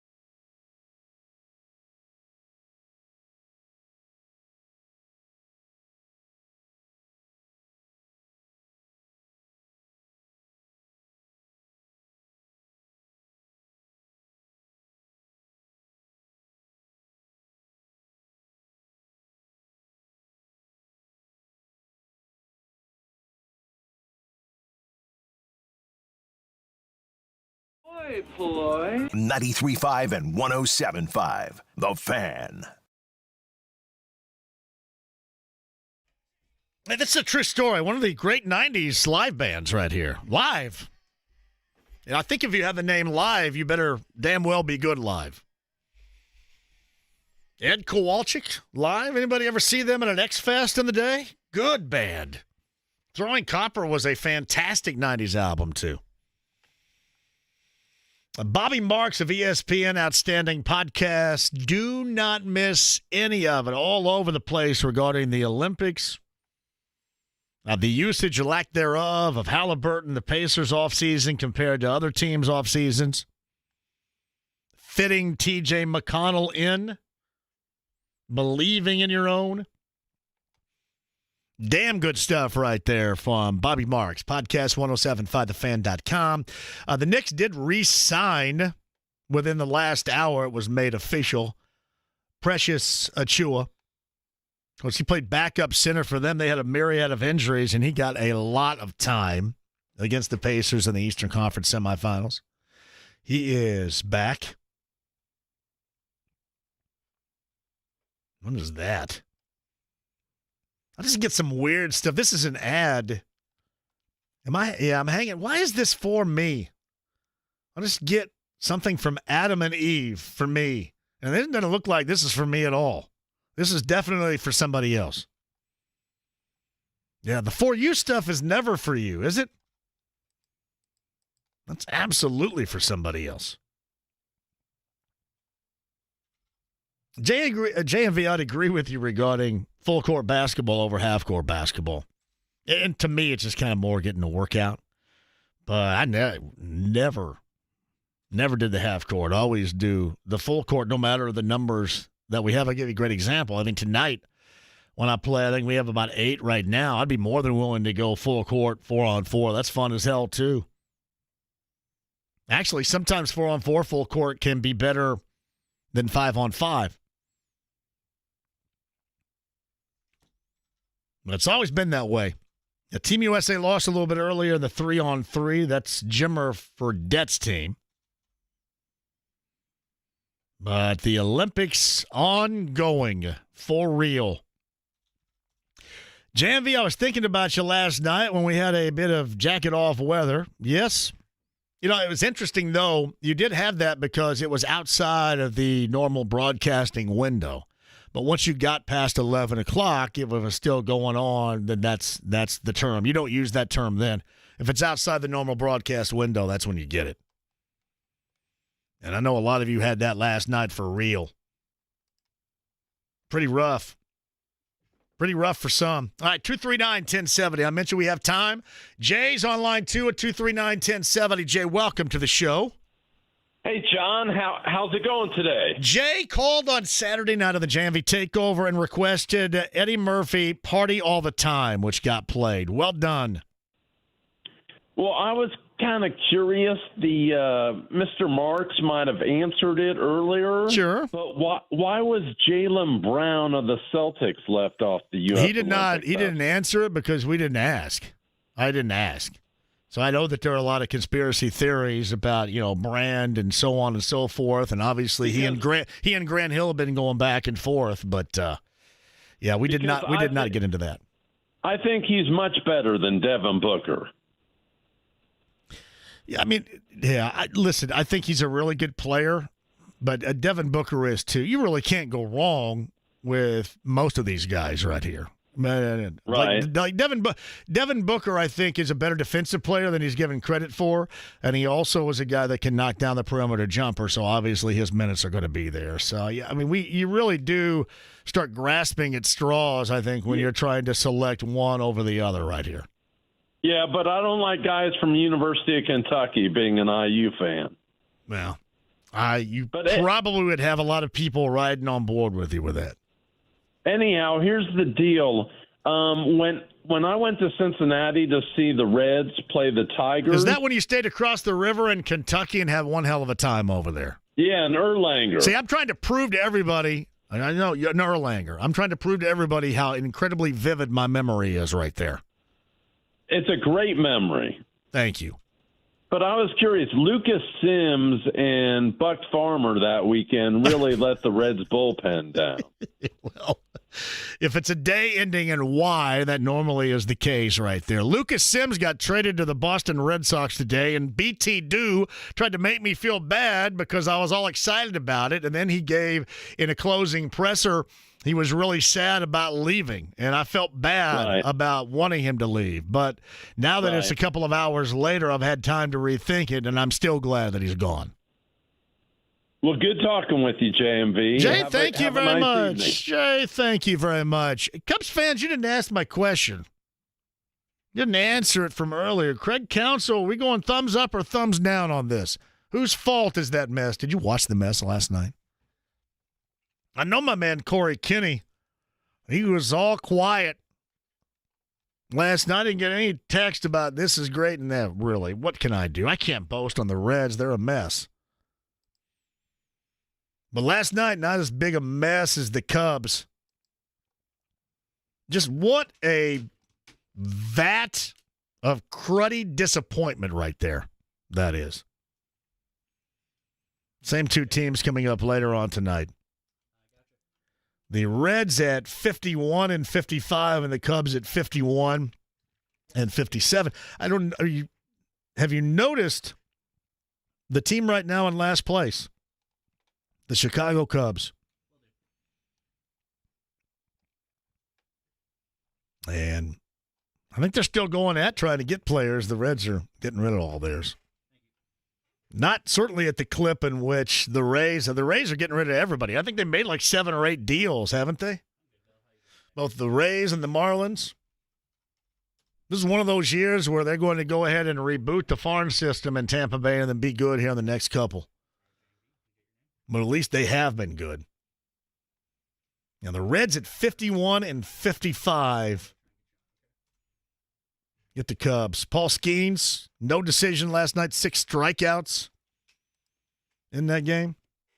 All right, 239-1070. More of me, more of you before the top of the hour. Remember, we got the Colts Daily Update with voice of the Colts, Matt Taylor, coming up here in about 20 minutes. Bill's up next at 239-1070. Hello, Bill. Jim, how you doing today? Oh, I am nobly getting this job done just for you, Billy.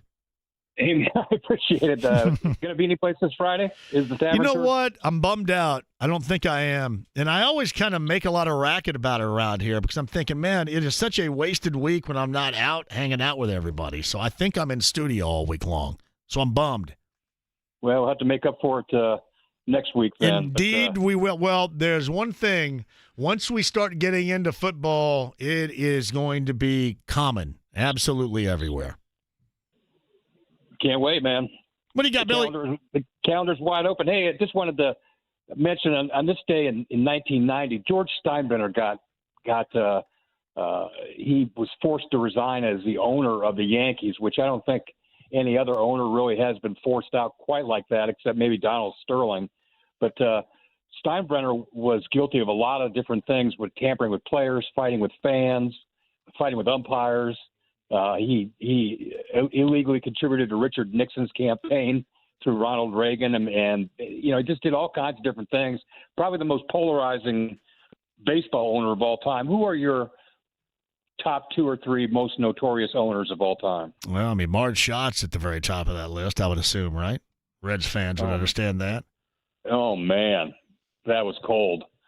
Yeah. I mean, you would probably say, but I mean, they won in 1990 and went wire to wire. At least they won, but I would think most people would probably put her on that list. You know what's funny about you bring up George Steinbrenner, and while you documented, all the reasons why that took place, you forget about it in the 1990s a little bit, how it was celebrated. His personality was celebrated with Seinfeld. And, what that did to kind of turn around a lot of that opinion that you're talking about right there from many to, ultimately to land with, in the world of pop culture, he became incredibly enjoyable. And just another testament to how powerful the Seinfeld franchise was. That's on the top 5 list for me, man. Completely agree. Larry David, that role that he played with Steinbrenner and the way that they brought that was absolute genius when you look back at it. It really was, man. Hey, man, have a great day, and we'll see you next week. Billy, I can't wait to see you. Yeah, it always bums me out when I go a week and I'm not out there. $8 million annually for Craig Counsell, is that it? The top paid manager in Major League Baseball? Yeah. I mean, Bruce Bochy of the Rangers, 4.5. Obviously with a great history of winning. But $8 million annually for Craig Counsell. Are Cubs fans out there getting their money's worth? This may be Corey, Cubs fan at 239-1070. Is this Corey, the Cubs fan?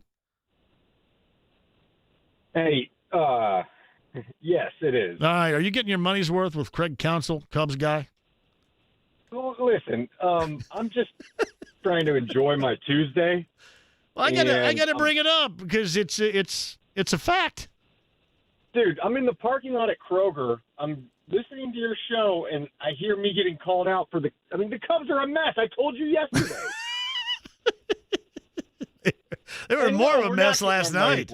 You turned that game off last night, didn't you? John? Yeah. It was off after the first inning. Yeah. Yeah. No, I didn't watch any of it. Can you believe I sit here before you, Corey, and I get to make fun of the Cubs being a Reds fan, and they're about a tick away from being they're just as bad. And this is like routine routine for me, buddy. Yeah, I know it's routine for you, but oh God. Can we go back to 2016? Yeah, I want to go back to 1990 for a variety of reasons. Well, yeah. I was younger and handsome, vibrant. Mm-hmm. Yeah. Yep. Still very. You're still all those things. I was young and dumb and full of some. Yeah, I hear you. Hey, I didn't really have anything else. I just literally heard my name get called out. Yeah. Yeah, I did. I apologize. I mean, you're like, and Corey, I was just thinking of Cubs fans in general around here, but your face always pops up whenever I bring it up. Oh, that's really nice. I appreciate that. You got it, buddy. Great. Nice, Corey. Sorry about that. I didn't mean to disrupt your day in the Kroger parking lot right there. That's Corey at 239-1070. Marcellus is up next. Hello, Marcellus. Hey, what's up, man? Hey, how you doing? Saturday night, going back-to-back with one of the most underappreciated bands of all time, War. Now, I wanted to go Cisco Kid, but Lowrider rang the bell for everybody. Great job. Man, I started to do that, man. Even Spill the Wine, man. I mean, those guys were bad, man. They were. They had a sound that nobody else had. And if there was a sound that should have been longer lasting, it should have been that one. It's just weird how it kind of fluttered and went away. Yeah, they had that Afro Chicano, what's it, East LA thing going. And had a little funk going on with a little rock. Yeah. I mean, they had a lot of infusion of stuff there. Oh man, yeah, absolutely. Thanks for that double shot. You got it, buddy. That, man. You got it. Hey, look, this is my favorite time of the year. Training camp's back. What is your opinion about the future of Alec Pierce with the addition of Adonai Mitchell, man? I think a lot of my buddies are thinking, man, he might be odd man out, considering this new kid's got a lot of skills, man. Yeah. And I don't know. I mean, what do you think about Alec Pierce has a great deal to prove, because there's a reason why they made that selection. And, time has now run thin, and this has to be the year. All the excuses have been made for him in the quarterback situation. You can't go long with Minshew and being Richardson missed last year. That hurt as well. All of those excuses go to the side. It's either you produce or I think either you produce, even if Mitchell doesn't turn out to be what he's been described so far, there's going to be a heavy squeeze going on. So, yeah, this is the year that you prove it to everybody. Yeah. Hey, and look, my last thing, one of your callers, I was just laughing, man. The guy that called in on the Caitlin Clark. Yeah, I know. Yeah, Brian. On the rant, man. Look, all I can say is, man, if what she's been dealing with right now, I think she can handle that. And if if you're gonna argue with Dawn Staley, come on, man, come on. No, well, she's the one that brought it up. I wasn't the one that brought it up. Right. I know it. Right. She said it. It's like it doesn't matter what you think, man. It's like she said it. She said okay. She thinks she could play.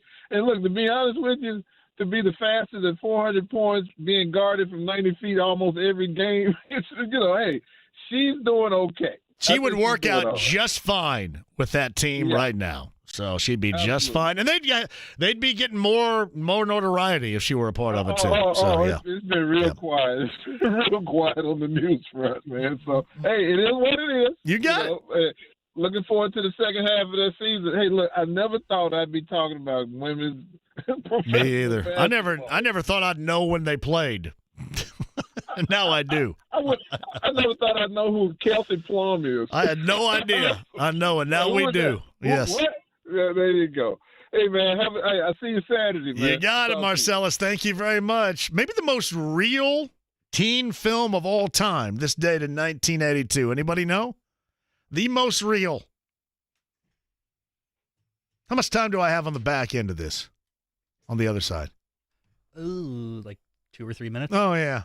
Yeah, I'll break it down for you in a second. The most real, not the most enjoyable, but the most real of all time. That's coming up on the other side. Matt Taylor, top of the hour, the Colts Daily Update. Number 1 of the 2024 series starts at 6 o'clock. 93.5, 107.5, The Fan.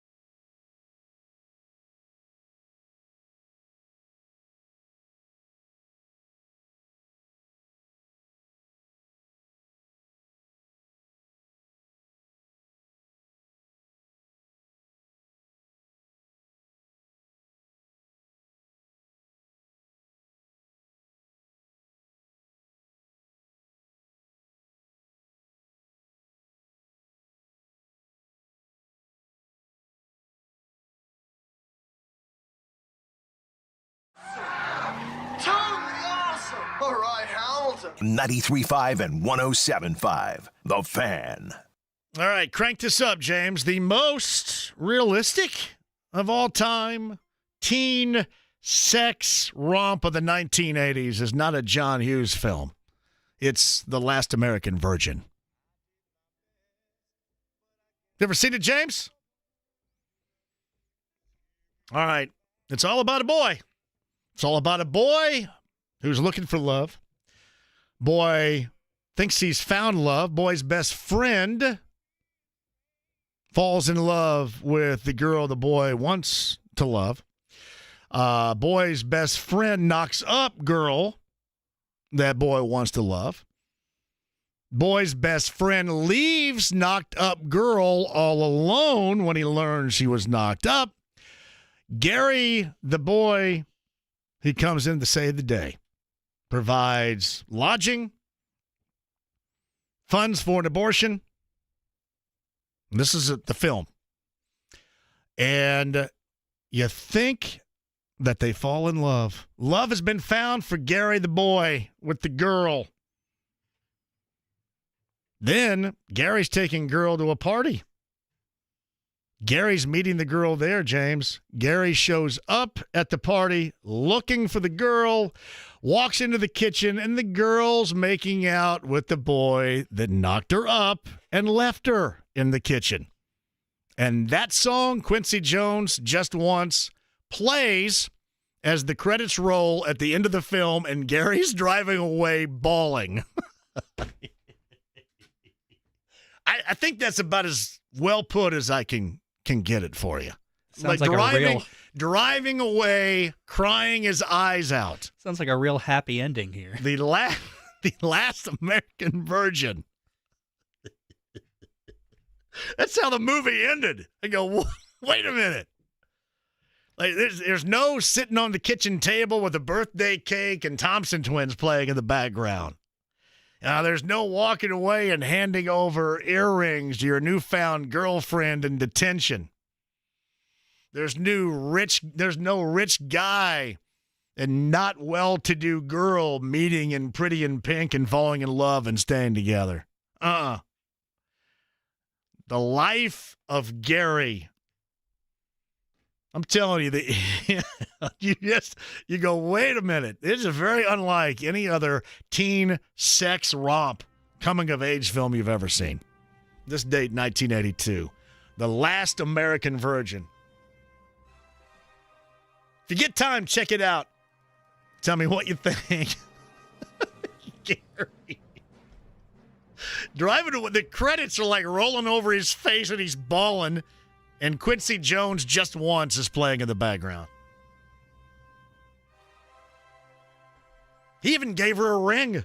She was wearing his ring, his grandmother's ring, when she was making out with her old boyfriend that left her after he knocked her up. Unique and organic right there from 1982. All right, Matt Taylor and I. Volume 1 of the 2024 series of the Colts Daily Updates coming up at the top of the hour. So my advice, sit tight. Big show coming up tomorrow. Chad Buchanan, Zach Keefe are all a part of that tomorrow. Matt and I yip-yap about the Colts. That's coming up next. 93.5, 107.5 The Fan.